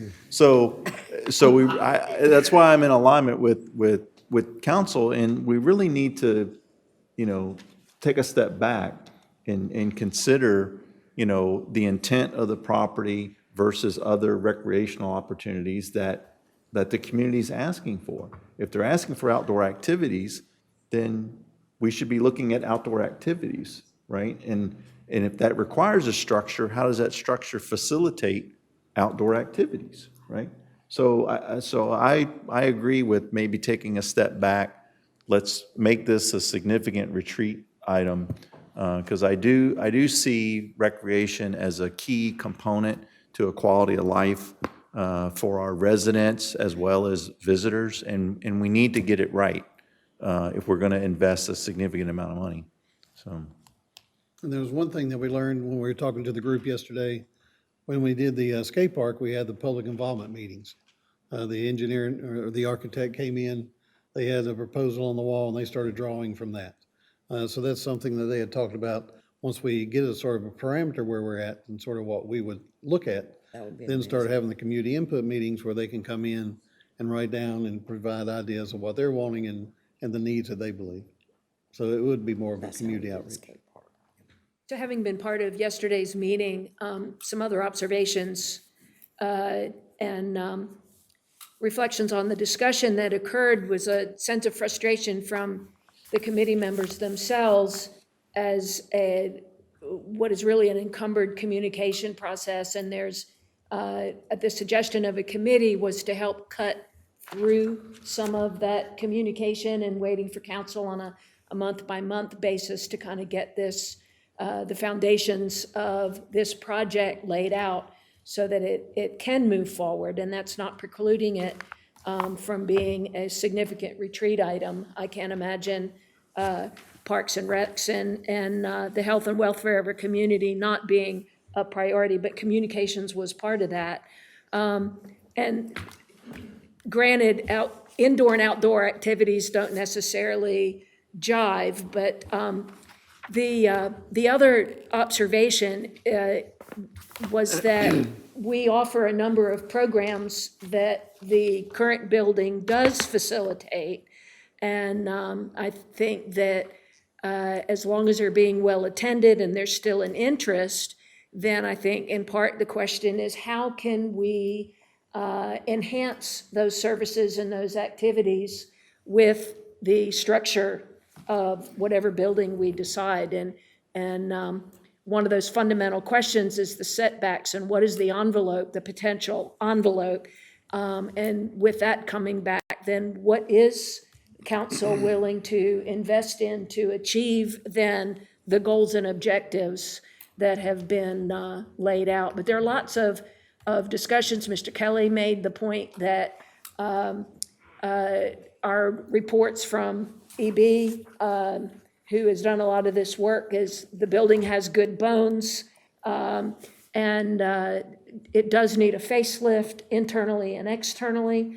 There's conversation about doing a whole new entrance and kind of a facade in the middle of the building, on the side of the street, so that it's not necessarily on the Oak Island Drive. So there are a lot of ideas, I think, that are good fodder for moving forward. And the idea of the committee was simply to cut through what has been barriers in communication so that we can lay a working foundation from which to jumpstart this and get things moving so we can get to our end goal. Well, it's December, and we're going to have retreat in January. So Correct. I think we shouldn't table this until our retreat in January and then wrap our heads around it. I agree. Yes. Any other comments? Oh, not on this item. Excellent. So I have two more things. but- Exactly. Thank you. We'll get there, Heather. The last thing we have is, or the last two things we have, the par three, we're going to be meeting with them about a campaign. They did have a tournament this year, and they're looking at other ideas. They're also working at how to get more of the marketing out there. The new people that came in and are on the board, they're very go-getters. They like to get out in the public and get things done, and they are providing some ideas back to staff at the golf course as well. And they've been working well to move things forward. So during the budgetary process, we'll be bringing back some ideas that they are bringing forward for us for that facility. The other thing we had also talked about looking at the par three is putting the disc golf there. So they'll be reaching back out to the disc golf, what's it called? Brunswick County Disc Golf Association. They met with us a few months ago. They were going to bring up some ideas. Mark Moore and Jonathan are reaching back out to them to see if they have anything yet. They were looking at sponsors to try to buy enough goals and stuff to put on the par three golf course. It would be something we'd have to take back to the homeowner association to tell them what we're doing. We'd have to lay out the rules, which they've already seen before because it has been brought up before. Sand traps be treated as water hazards. You can't, get in the sand trap and play Frisbee out of it. Or disc golf, excuse me, not Frisbee, disc golf, and then the baskets will be put over to the right or to the left, different tee boxes. So we've talked about how we can do it. We just haven't gotten back with that organization to try to do something. The last thing is the Oak Island Time to Coast. Mike had actually started on that electronically when he was looking at doing our new branding tool for the Town of Oak Island council meeting sort of The thing. right there. brochure. Time For the to Coast, brochure, right? but he had started looking at that to bring up some branding for that item, and he had already actually started on that. So we need to step that up and have that out digitally this year instead of just on print, to be able to get that out before the tourist season, providing information. about the Parks and Recs offerings, and I Little think bit it of every- included a little bit of map. everything, Yeah, which could be digitized, an interactive map, et cetera. So that's good news. And that's all the priorities. One other thing, I know you know the answer to it. People have been asking me about resurfacing the pickleball court. Can we give a report on that? So last night at the meeting? Yeah. Can you tell what we heard last night at the meeting? So last night, Heather and Scott have met. They are working. The board came back yesterday, and they have some colors and stuff that they would be interested in. So he's asked them to bring back some colors to make sure that we paint the courts accordingly. And Scott will get back with the board once we look at it, because we're going out for bids for that here soon. It'll probably happen after the first of the year to get that done. But the Rec Advisory Board people had some ideas on the color schemes and stuff that they wanted. Good deal. Excellent. Questions for Mr. Kelly or Ms. O'Brien? Is the par three course, I know we put some effort into it earlier this year that we thought would pay off for us as far as greens and irrigation and things like that. Are we seeing better conditions out there as a result of that? You can ask Charlie on that. I can answer that. We've come a long ways with that. It was damaged severely over the years. Excuse me. And there was a lot of dead spots, so forth, and greens and fairways and stuff. But my house looks right down the fifth fairway and the fourth green, and I've seen a significant improvement in it. And as was shared with me many times, and by people who know golf courses, once the damage is done, it's not a snap your fingers thing. It takes years to get it back to where it needs to be. But I've seen significant improvement. We're making progress, sir. And I know at one point we had talked about revisiting beer and wine sales at the golf course. Did we form any opinion on that? We've formed that when we go to them for the par three regulation and changes, we will go at the same time with the beer and wine sales. And I've also offered my house, a bar downstairs, as people go by, stop in. We'll need to check with Jan about that. Any other comments or questions? I'd like to take a less than 10-minute break at this point. And Mike, if you'd keep us to task and get us back started on time, I would appreciate that. So we'll take a short break.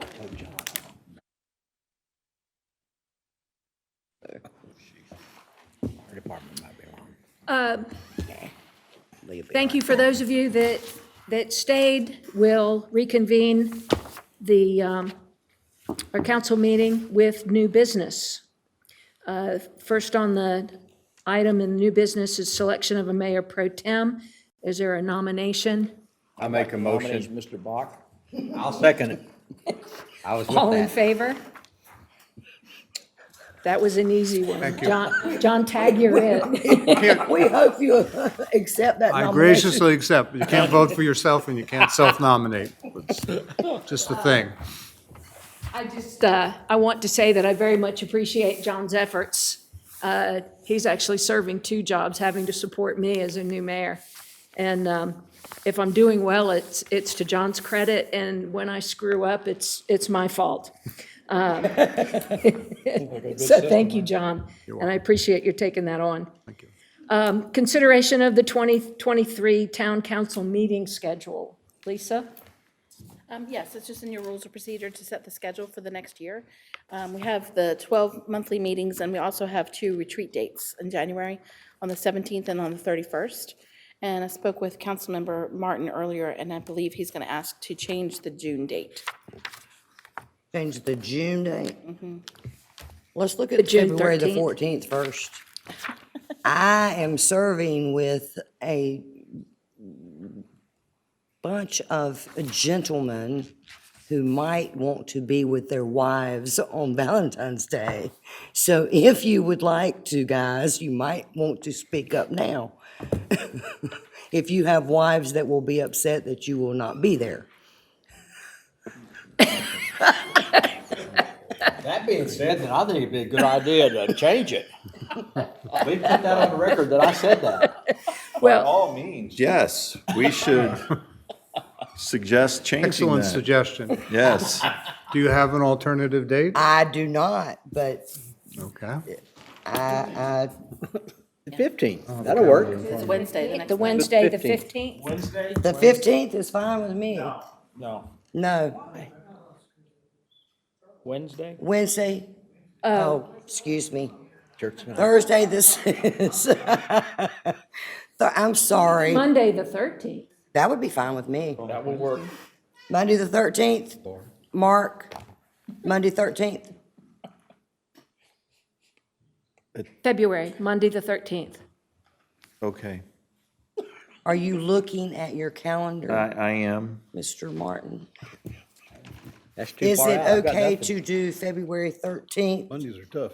Mondays 6 are, p.m.? Mondays are difficult, but if that's what, if It everybody is- else They're is, much more for me, so. okay. I would like to check the Duke basketball schedule, but let it go. It's either your wife or Duke, buddy. All right, The 16th? Was that? 13th, I thought you said Monday, the 13th. Monday the I 13th. was, but there were some faces, so I wanted to, I'm fine with the 13th.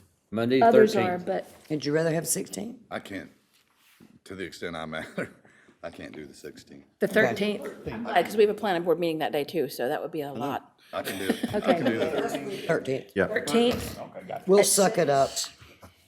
All right, and Mr. I'm Martin, done. do you want to suggest something for June?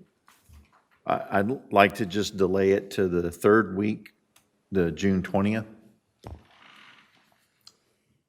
Now, that would be the day that we're approving the budget. That is correct.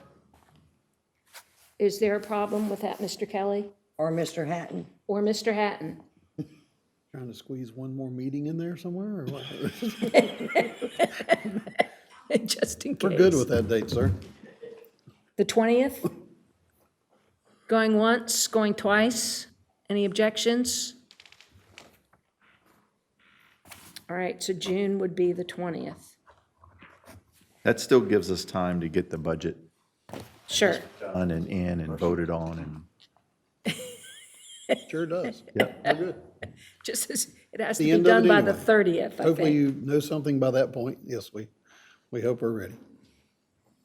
All right, and just for clarification, January 17th, council retreat will focus on our financial picture, and January 31st will be focus on strategic planning. Where do we go from there, Lisa? Motion to adopt the schedule as amended. I'll make a motion to adopt the 2023 Town Council schedule as amended. Second. All in favor? Unanimous approval. Thank you very much, everyone. Thank you for allowing me. To not do it on Wednesday? Thank your colleagues. Selection of a representative for the Cape Fear Council of Governments. I served in that capacity this past year. Is there a nomination? I nominate you go back next year. There you go. Is there a second? Second. All in favor? Unanimous. Thank you very much for your confidence. Moving right along, consideration of accepting a $965,000 grant for coastal storm damage mitigation fund. This is in support of the beach management plan and to adopt the associated resolution. Do you want to explain further? Last month, Mr. Hatton got up and spoke about this item. This is the last thing that we need to do to be able to accept the monies. And the resolution is on page 40. 40. Just needs to be approved so we can send that to the state for clarification. Does this need to be read? No. Discussion? This is just the 20 million. Phase 3, is that what this, So this doesn't have anything to do with the 20 million. okay. This is for when it says Phase 3, I think y'all call it Stage 3 now. This is for the engineering contract and some other monies to be spent on that project. Yes, sir. But it is part of the The 20 overall master plan. The 24, 25. Yes, ma'am. Okay, is what we're talking about. Does that make it clear? But if I may, so one of the open items that we're going to confront in the near future is the CRC ruling restoring, the static line. And so this does not commit us to a $40 million annual beach project, correct? Correct. It's not annual project, no, this is money toward that one project. Okay. Just Which wanted we've to- been working on in stages. Yeah. Just want to make sure and want the public to be certain that we haven't made that decision. We actually deferred it because we're looking for more information. I think Councilman Martin has asked for more options from Moffett Nichols. This money is not committing us to that. Correct. Correct. The beach management. I'm looking at the manager. Correct, right? So this money, so we put in a grant to be able to pay for the engineering cost for the original Jeez. master plan, which is now the $20 million project at the end, or the $40 million Right. project. So this is a one-time thing. It's not that we would then have to Okay.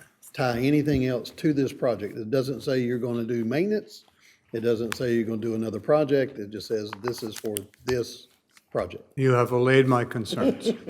We have been awarded a grant, However, and we need to make a motion to accept that. Make it right there. however, the wording of this resolution does not say Phase 3 or Stage 3 beach nourishment plan. It says beach management plan.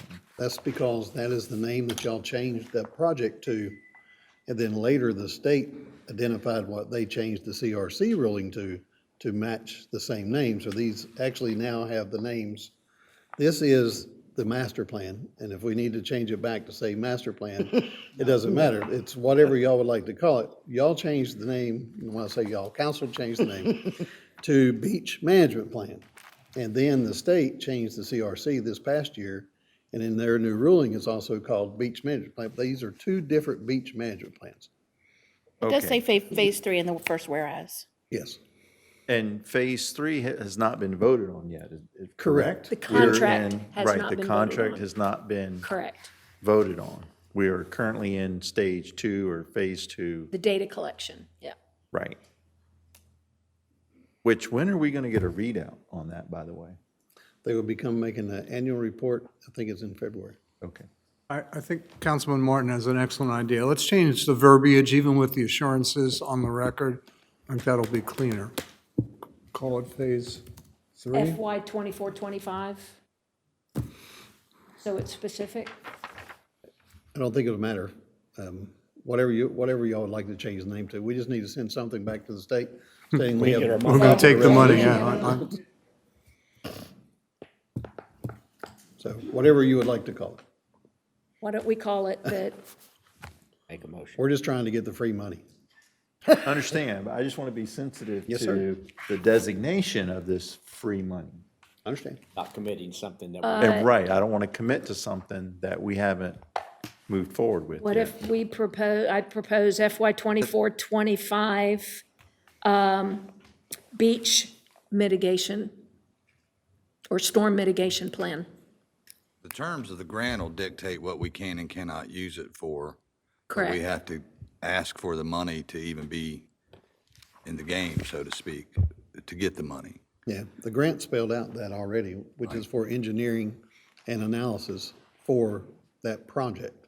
This is simply clarity of communication, Sure. so to not be confusing. Right. I mean, we can modify the resolution. I wouldn't want to modify it to the point where it gives the state pause. But if you want to put a time frame or a further identifier on it, we can do that. But at the end of the day, the state's strings are tied to the grant. Correct. Okay, because my only concern is the memo for this agenda item indicates that this money is for storm damage mitigation fund to be used toward the beach nourishment project, but then our resolution all of a sudden says beach management plan. So- Because we renamed it. The coastal Last year. storm damage mitigation, CSDM right there on the top. Just put in beach management, formerly known as It is beach the same nourishment. thing. Okay, That's where we get the money from, okay, is the storm damage mitigation. okay. For the beach nourishment project, That is what we are doing, yes. okay. So I put on the table FY '24-25 storm mitigation project. I have no ownership to that. But for clarity's sake, it doesn't use any of the former words and saves confusion. Okay. Well, I mean, clearly, we don't want to offend the state when they're about to give us $1 million. On the other hand, language matters here, you know, and we don't want to obfuscate this. We want to make it clear this does not commit us to anything long-term with the CRC. Correct? This isn't part of the CRC. This has no ties to the Coastal Resource Commission. Okay. Total different. I understand, but the language we're tripping over seems to suggest something like that. That's not the case. I hear your reassurance, but I'm just, where Councilman Martin is, I think the language is a little bit fuzzy. Which is why I'm suggesting a change. Council, do you have a suggestion for language here? I want to make sure I understand the concern. The concern is what we would be using the $965,000 grant for, and whether that would commit us beyond our understanding of what we're using it for. Correct. Correct. Okay. That's correct. All right, so are we in agreement that Phase 3 is what this money would be used for? Yes. I am, but I don't know about others. Yes. That's what we need to hash out, okay? Yes. We're relying on the assurance of staff because we don't have in front of us. You had it was last month's agenda item. And then we brought this back to you after it was approved. We sent the letter saying we have approved the consent agenda, or we approved the item, and the state came back and said we need to do the last step, which was to adopt the resolution along with that. You've already done 2/3 of this. This is the last piece. Yeah, I just don't recall the word beach management plan in the last piece. That's why I'm trying to find the minutes and see Yeah. what it says. I would express it this way, Council. Once it became apparent what the implications of the CRC ruling was, and there was a possibility of an exception, the numbers that we were using for analysis were the numbers that Moffett Nichols projected. At that point, it was $40 million every 6 years. And I don't want to commit to that until we have a full discussion and a consensus of council. I sense that there is some reluctance to commit the taxpayers to those kind of dollars, that's all. Right. And I understand the vernacular on beach management plan to get the benefit of what used to be the development line does require that long-term commitment. And correct me if I'm wrong, Mayor Pro Tem, but your concern is that by applying for this grant, are we somehow hooking into that long-term commitment? That is my direct concern. I thank you for hearing that. We have not made that decision. That is an extraordinarily impactful decision. It's a 30-year commitment. I think the numbers we had from Moffett Nichols probably when updated for inflation will go past 40 million. And you multiply that times 5, right? And you come up with a mega number. And I think we've deferred on acting on it for a good reason. See what alternatives are out there, to see what the cost-benefit analysis is of going for the exception to the CRC ruling or not. I just don't want us to be committed through the back door, I guess is Yes, how I sir. would put it on this. Very astute concern. We are qualifying this for Phase 3. I will certainly scrutinize the grant terms and conditions to make sure, and if there's any doubt or any suggestion that we would be making that long-term commitment, we can just forego receiving the grant. But we certainly won't get the grant without applying for it. In other words, I don't think them awarding the grant, they can legally bind us to 20, 40-year commitment, particularly if we say, thank you for awarding the grant, but we're going to decline it. If the condition is we have to make that long-term commitment. I do not believe that's what the condition is. Okay. But it is a point well taken, and we will scrutinize the grant terms and conditions if we're fortunate enough to get it awarded. That's acceptable, and we'll rely on your analysis. And I think if that's a condition of accepting the grant, then we need to have the discussion about the CRC ruling and the implications sooner rather than later. But let's see, Yes, see if sir. we can get the money without, bending ourselves in. To the long term, yes, sir. I think I understand the concern and agree with the concern.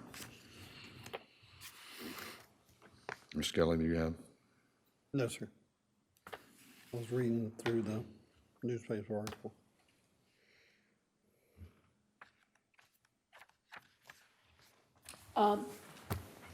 So. We need them. So we need language, and I would suggest we add, can we add, subject to analysis by council?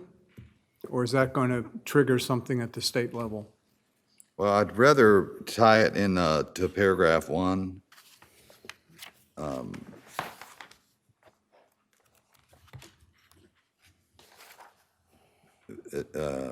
Beach, for Yeah, faith. the first sentence is fine. To use toward the town beach renourishment project slated for 24-25. We already committed to that. Right.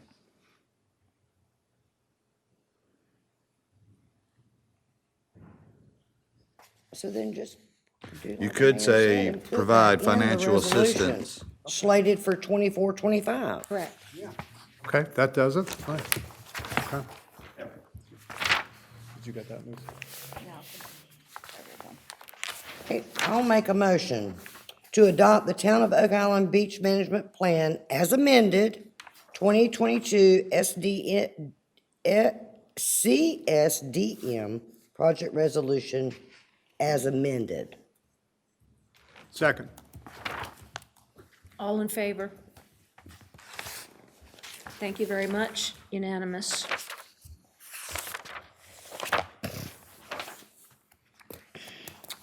Good clarification. Consideration of fire department plan for purchasing trucks. Chief? Thank you, Mayor, Council, Manager.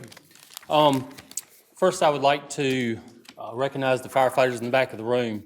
Quite frankly, we had a discussion earlier today at the station, and they asked, did they need to be here? And I told them, no, they didn't need to be here, but they wanted to be.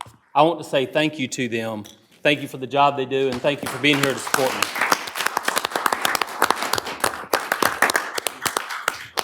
Very committed group, and they are just simply great. So, in the 2 months I've been here, been working on a lot of things. Working on a long-range plan, and tonight I'm presenting to you a portion of that long-range plan, future apparatus plan for the first 3 years. So what I start with is, what does the big picture look like? With the growth of the community, the county, and the region, I've been asked, what does the big picture look like for the town of Oak Island? And the big picture in one word is growth.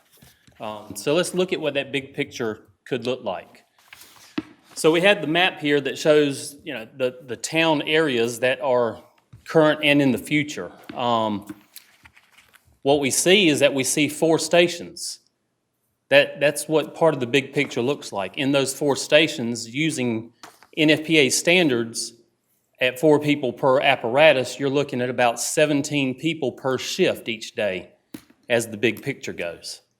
So if you look at that big picture, and let's start, we'll go to the end and say 4 stations and 17 people per shift and your administrative staff, that's where we're headed. How do we get there? Well, this plan that I've been working on hopefully will shed some light on that.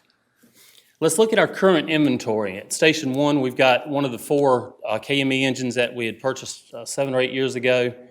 Tower 161 is kind of the reserves tower. We do run it as well as the other one, depending on where the call comes out. The new QRV that we just purchased, and then we have a surplus unit sitting there. At Station 2, we have a reserve engine that sits there. One of the administrative vehicles, the Dodge Durango, another administrative vehicle, the F-250, and then we have another surplus 100-foot platform that we need to get rid of. At Station 3, we've got another one of the 4 KME units in service. That 174 is actually at Station 1. That was, I put it in the wrong spot, but that's another reserve unit that we have, one of the 4. And then we have the newest purchase from last year is the Tower 163. That's that Smil 100-foot tower. So I've been looking at what exactly do we need and conduct a needs assessment of what the fire department needs now and in the future. At Station 1, we need an engine, we need the QRV, we need the ladder company. Station 2, we need the engine as a reserve, the administrative vehicles. Station 3, we need an engine, we need that reserve ladder. And for the future growth at Station 4, what we need is a Quint, which would operate as a ladder/engine combination, and a mini pumper. I think that would be one of in looking at everything, the best assessment that we need for the 4 stations in the big picture. It gives us a total of 2 frontline engines with a reserve, a frontline ladder with a reserve, and then the Quint and the mini pumper in the front line also for the future planning. How do we get that? What kind of evaluation support are we using? Well, we're using ISO evaluations, recommendations.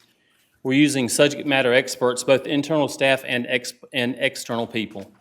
One of the biggest things that I'm using is NFPA standards. It's not my opinion of what we need, but NFPA standard 1710 dictates what should we use, how many staff should we have, what's the proper response time, how long does it take to get there, what kind of apparatus do we need getting there.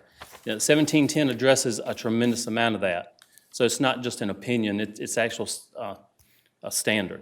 Using population growth, using call volume, and district response times.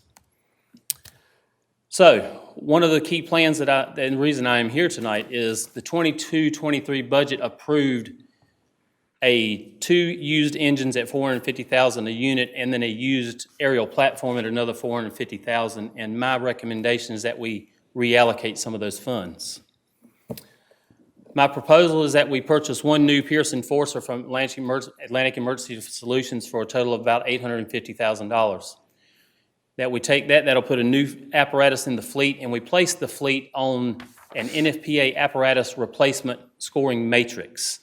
What that does is it doesn't necessarily set a time scale to, we need this truck replaced in 15 years or 20 years or even 7 years. It uses a scoring matrix based on the maintenance cost and the mileage and the age of the vehicle and everything else. So it gives you a more true replacement value for the apparatus. And that's what we start now with doing that. Then we adjust the fleet size to get what we need for the maximum ISO credit. We have that reserve engine, we have that reserve service ladder company. And so we're adjusting the fleet size so we don't have a lot of extra vehicles or even short some vehicles, make sure that we're accommodating there. The new apparatus example, this is a picture of New Hanover County's new unit. It is a Pierce Enforcer.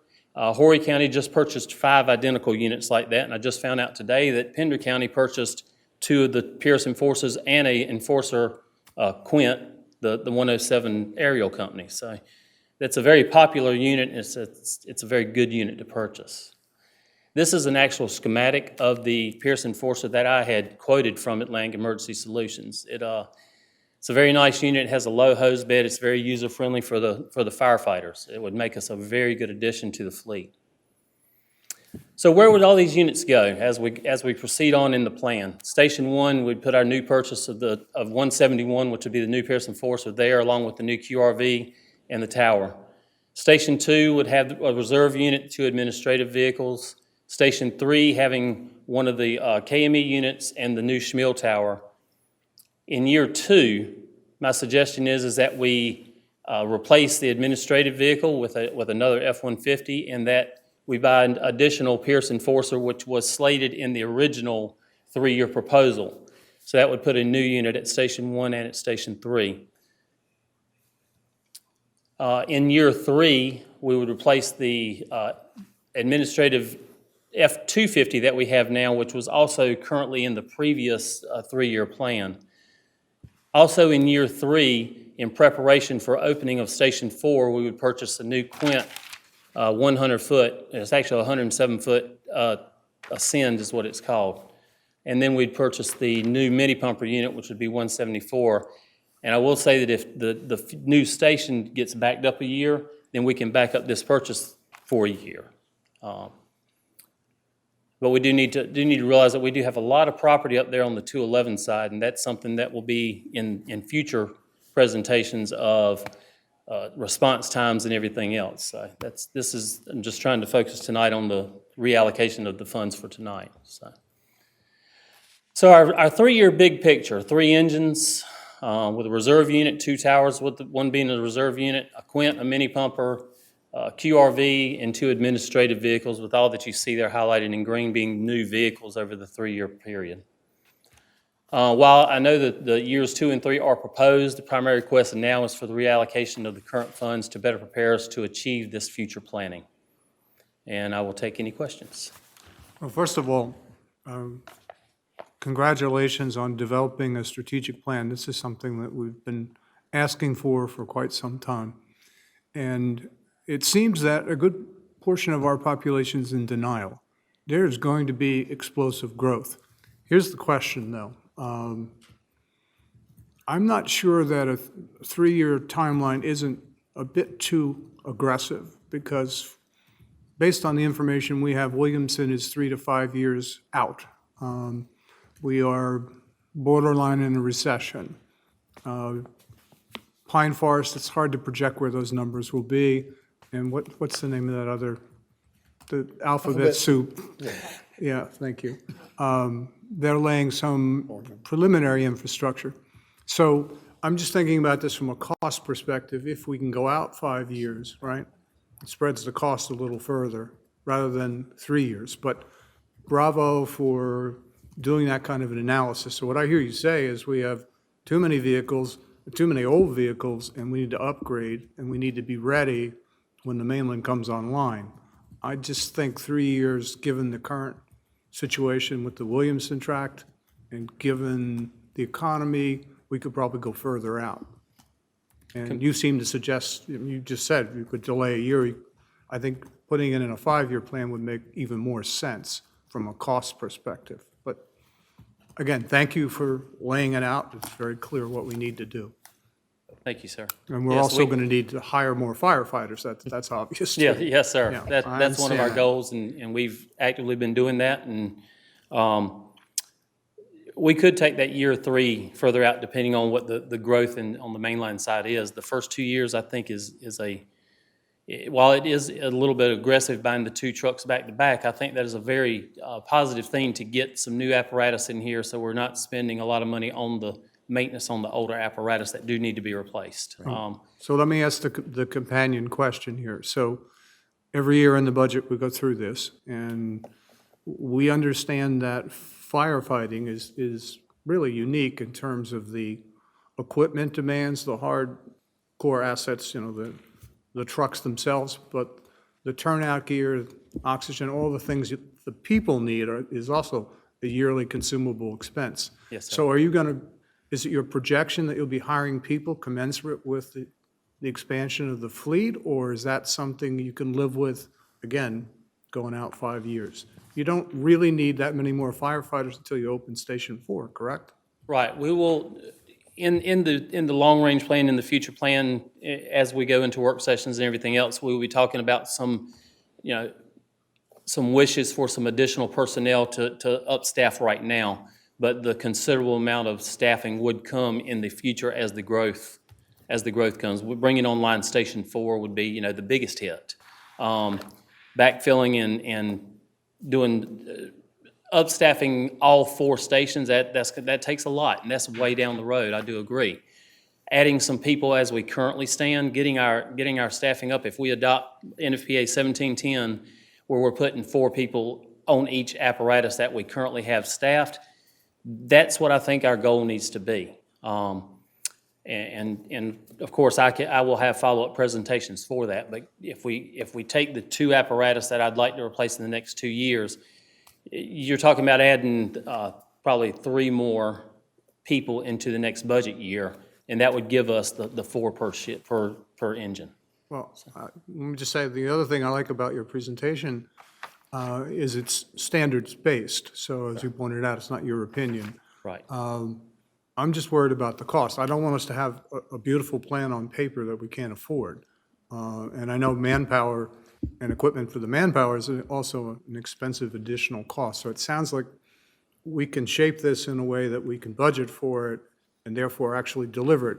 Because I think I won't speak for the rest of council, it's always dangerous. But I'm confident that everyone up here wants you to have what you need to protect lives. I Well, think and I will expand on this just a little bit. I don't want to go too far off tangent, but I also have been working with the guys, and they've been getting me a lot of feedback on, just like you said, all the equipment that we do need, stuff that needs to be replaced in the future. So I don't come up here and come up and say, oh, by the way, we need another $100,000 for this, is we need a replacement schedule on all of the equipment, whether it's the turnout gear, the air packs, thermal imagers. So that way we are informed, so we know that 2 years, 3 years, 4 years, and 5 years down the road, what do we have to look forward to in expenditures? What can we not spend here and that kind of thing? So yes, along with this plan comes a lot of that financial strategies on what we need to spend and when. Thank you for that. Yes, thank you. Chief, it's my understanding you're just, and thank you, sir. Thank you. You're just wanting to give us information as to what your intentions are in the future.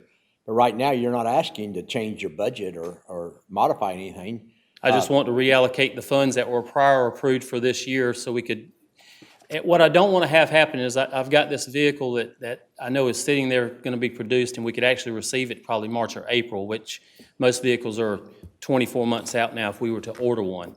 What I don't want to have happen is we lose that opportunity of getting one, and then, of course, costs go up, as we've seen with stuff in the past.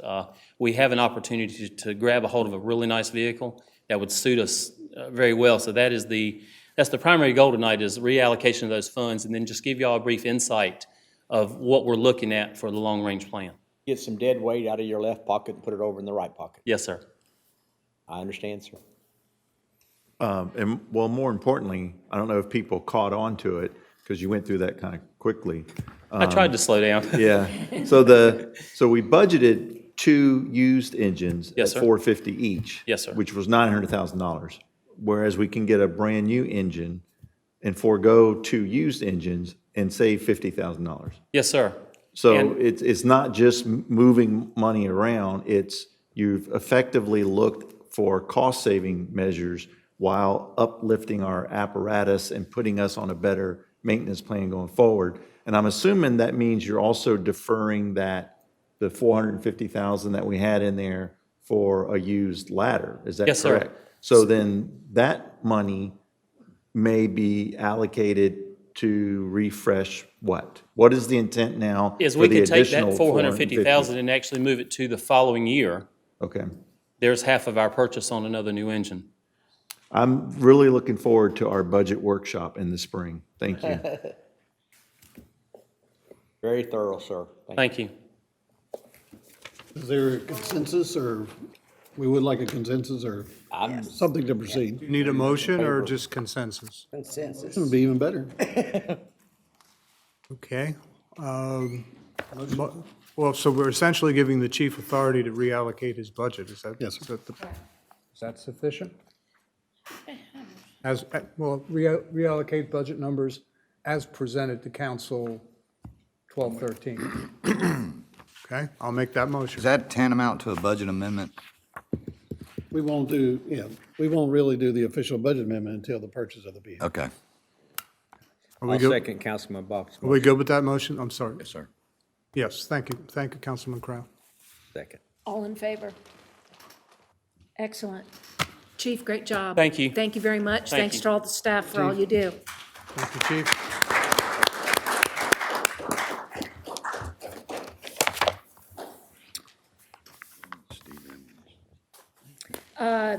Consideration of a citizen request to abandon a portion of the town's right-of-way. Is there an introduction to this, Mr. Kelly? Lisa? The citizen is here, so I don't want to put words in her mouth if she wants to just explain her request, and then I'll be glad to answer any questions that you have of me. Thank you. Thank you. Mayor White, Town Council, Mr. Kelly, Counselor, and special thanks to Lisa Stites for putting together the package of information that you all have. I know how much work that is, and I appreciate that. I'm Lynn Myers. I'm a golf professional working now in South Florida, so I really appreciate the effort you're putting into the golf courses. I played them all and appreciate that. I'm also a third-generation homeowner here on Oak Island. I've owned a house for the past 12 years that I inherited from my uncle, which was purchased on land by my grandmother for $500, so you can imagine how long ago that was. I'd like to spend more time here on Oak Island, so last year I bought a lot off the beach, a corner lot, and as I was talking to the builder this past year about the setbacks, which I was not familiar with, he was telling me that I need off the corner, we have a 10-foot setback versus the interior, which is an 8-foot. So he said, what are the dimensions of your lot? I said, I don't know. So I went to the town website, where the town website listed my lot as 53 feet on the beach side, 58 feet on Dolphin. And I said, that, which was back in June, which was perfect. And as you know, anything that's perfect, it was probably too good to be true. So I immediately had it surveyed, and we found that as you look at they all have this in their packets, on the west side, he found the stakes over here on the west side. On the east side, they found the stakes for the east side of my lot. They did not find any stakes indicating the west side of my lot to separate it. So the town had taken their right-of-way right here and very graciously given me everything to the other side, which made my lot 53 on the beach side, which it wasn't when we looked at the survey. So I went and had a title search done, and that came up that my lot was 50 feet wide by 150, like all the other lots on the block, and that this was an unassigned strip. This little narrow sliver was not attached to my lot. It hadn't been bought or sold with my lot, hadn't been bought or sold by anybody, which was not the answer I wanted. So I went to another lawyer, did another title search, hoping for the right answer, which was unfortunately the same, that it had not been ever attached to my lot. So I went back to the surveyor. I said, how does this happen? How often does it happen? And what's the appropriate course of action? And he said, when things have been surveyed that long ago, that where they weren't using lasers, they weren't as precise, they would establish the town's right-of-way off each road, which they did, and on the west side, you can see where the town right-of-way went.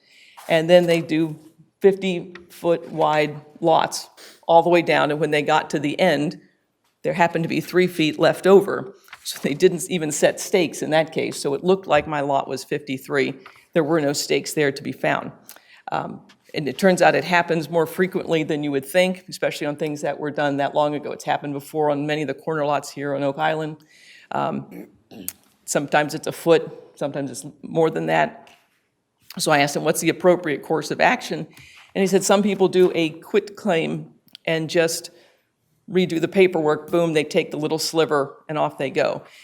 I plan to be in Oak Island for a long time. I don't feel like that's the proper way to respond to my neighbor. My neighbor's going to be the town, you're going to be next door, we're going to share a boundary there. So I wanted to make sure I did it properly. And the second choice then is to do a new map of record. So we drew that up, sent that to the town. Let's say, here's where the map it currently is with my 50-foot lot. There's an unassigned sliver, and then there's the town's right-of-way. So the gentleman, staff at the town held on to that for a couple of weeks, I think, talking amongst themselves to come up with a plan. I followed up with a phone call, and the response I got back eventually was that sliver is part of the town's right-of-way, which I don't think that's what the stakes say. I don't think that's what the original town website had said. So I don't think it's part of their right-of-way. But again, I'm trying to do this properly and be a good neighbor. So as a solution, my first choice, of course, would be just to take that map of record, let me incorporate the little sliver into my lot and move forward from there. I'd handle it with the surveyor and with the county. That would be one of those times when you all would be going, Lynn, you're right. That's not our right-of-way. You go do that. People don't say, Lynn, you're right very often. So I have no expectations of that, but I would be fine with the idea if you think that sliver is your right-of-way. I don't think the facts support that, but I'm okay with that, and I would be happy to respectfully ask you to vacate that right-of-way. I'm sure that there's paperwork involved. I'm sure there are fees involved. And if that's the way that we can do this and be good neighbors so that as I move forward with the building process, and as I leave this property to the fourth generation, I want to make sure that we're all comfortable with those boundaries. But it's a small sliver of land, 3 feet wide, which would allow me to change the house by a little bit. You would still have your wide right-of-way plus a 10-foot setback, which I think is plenty on the corner. That's your standard area. You get the right-of-way plus the 10 feet. This little 3-foot section is important to me, and I don't think it's that important to the town. So I would respectfully ask you to vacate your right-of-way to that little sliver. And again, I'm happy to come in tomorrow, pay any fees, fill out any paperwork that would be involved. And I thank you again for your time. Council.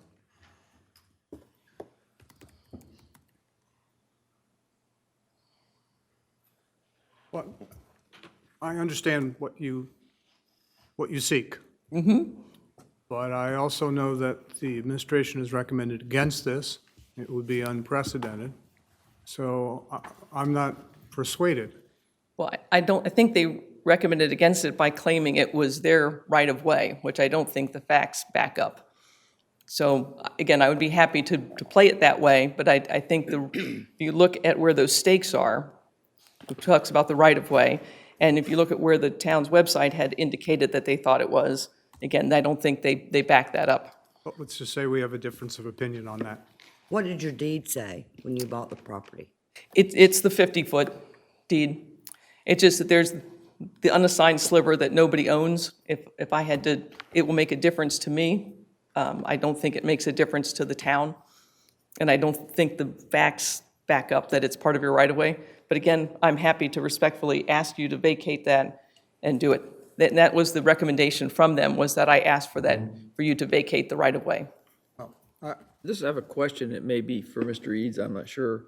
But with doing this, would it set a precedent in case we went into another situation similar to this with another piece of property? Absolutely. Well, all actions set a precedent. The question would be whether it would be a legally binding precedent. In other words, if there is such a situation somewhere else in town, would we be required to grant that application because we granted this one? And the answer to that is no. These things would be taken on my advice at least, which should be taken on a case-by-case basis. A lot of times they're fact-intensive. To Mayor Pro Tem's point, I'm looking on page 42 of the agenda packet. Mr. Do you have? I don't have the packet. And while I agree with that, a valid question about setting precedent, I don't think there are very many corner lots left. I think if you look at the building that's gone on at Oak Island, you're hard-pressed to find another spot that would indicate that there are many left. I'm looking at page. Would that be part of the roadway that we would have to? Right, well, first of all, I do appreciate the respectful manner in which you presented your request.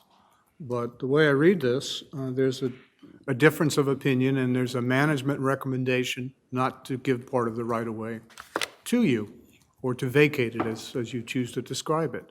And the other issue is we are in the middle of enforcing right-of-way parking across the entire island. We've been involved in a right-of-way campaign to improve its condition. It seems to me this would be contrary to the policy direction this council has been going in, with all due respect to your request. The parking has already been established on that street. You've already got the blocks out there, and you've got the 10-foot setback. So I'm not sure what benefit that 3 feet would do for you. I don't think it would change any of the right-of-way for parking because the parking is already established. I understand your request, and again, I appreciate the respectful manner in which you bring it to us. I'm sorry. No, I was just good. So it's deeded at 50 feet, and Yes. it's buildable. Pardon me? It's a buildable lot, Yes, as it is today. yes, Okay. yes. It would be better buildable with that little sliver attached to it. again, a sliver that is meaningful to me, less meaningful for the town. So I respectfully ask you to vacate that little sliver. Madam Mayor, call the question, please, if there's no further discussion. There's no motion has been I'll made. make a motion to deny the request. There a second? Any further discussion? There's a motion on the floor, Madam Mayor. Motion on the floor, It's correct? seconded. All in favor? And I understand that. What I would like to see, though, and I asked this of the staff, was what proof there was that it was yours, and I did not receive that. If you want to, could she keep that agenda packet? I'm sure there's Okay. in there. Sure. Well, I've got my notes. Ms. Myers, I'm sure staff can get you the portions of the agenda that pertain to this. It contains a memo from staff that outlines how they arrived at their conclusion that it's part of the right-of-way, as well as the various deeds, and that'd be a good starting point. I did not author this. I believe Mr. Edwards did. Sure. But this would be a good starting point for you to see at least. And he copied me on the deeds, which, ma'am. again, is the same as the title research that I did with the lawyers. So I'm just saying that that'd be fine. If you would send me that, he's encapsulated on the memo, he kind of summarized how he arrived at his conclusion, and that may be a good starting point for you. in which case, what is my recourse to revisit this?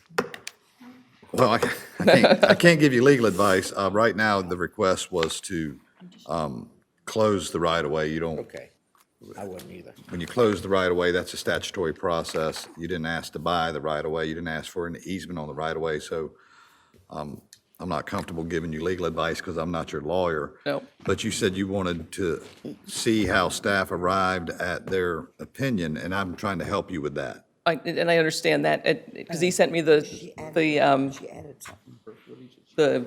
research, but not the conclusion there. It just came out as, to me, was, it's ours, and then you'd have to request to vacate it. So Yes, ma'am. for me to come back with a lawyer to see if I could do something else, I would just need a copy Sure. of that. Yes, ma'am, and it's page 42, and I'm sure we can get you a copy of that. If you do retain counsel, I'll be happy to talk to your counsel.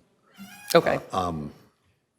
But at this point, I'm just trying to assist you with a starting point I at your understand. request. So- Thank you. And thank you. Thank you very much. Thank you. Last, under new business is 6.7.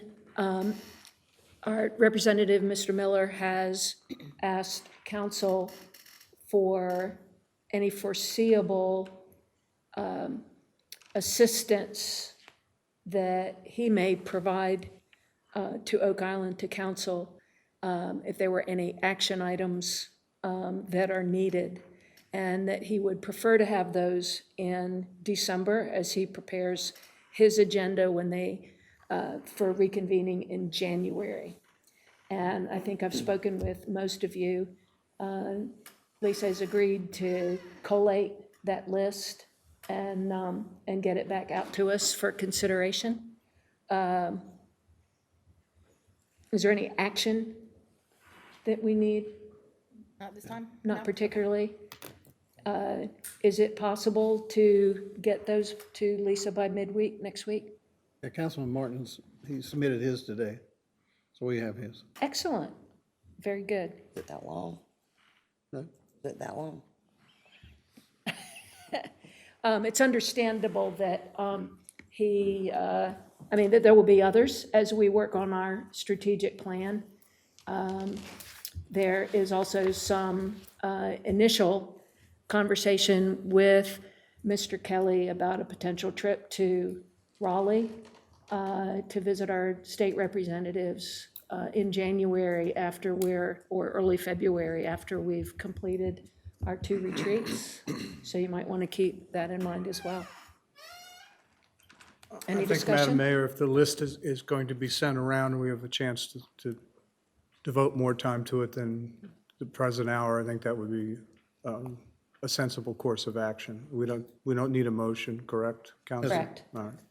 That would be my recommendation.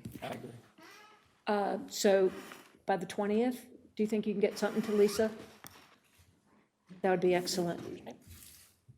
At this time, we'll adjourn to closed session.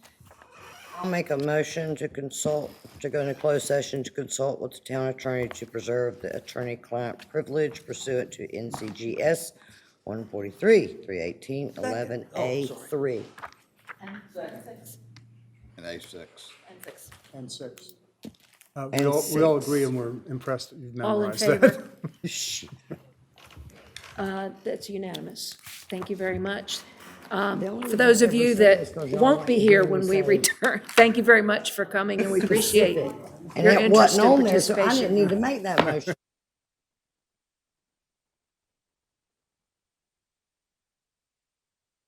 Nobody stayed. We're back from closed session. No action was taken. Do we have a motion to adjourn? So moved, Madam Mayor. Second? All in favor? Thank you very much. Merry Christmas, everyone. I know you were.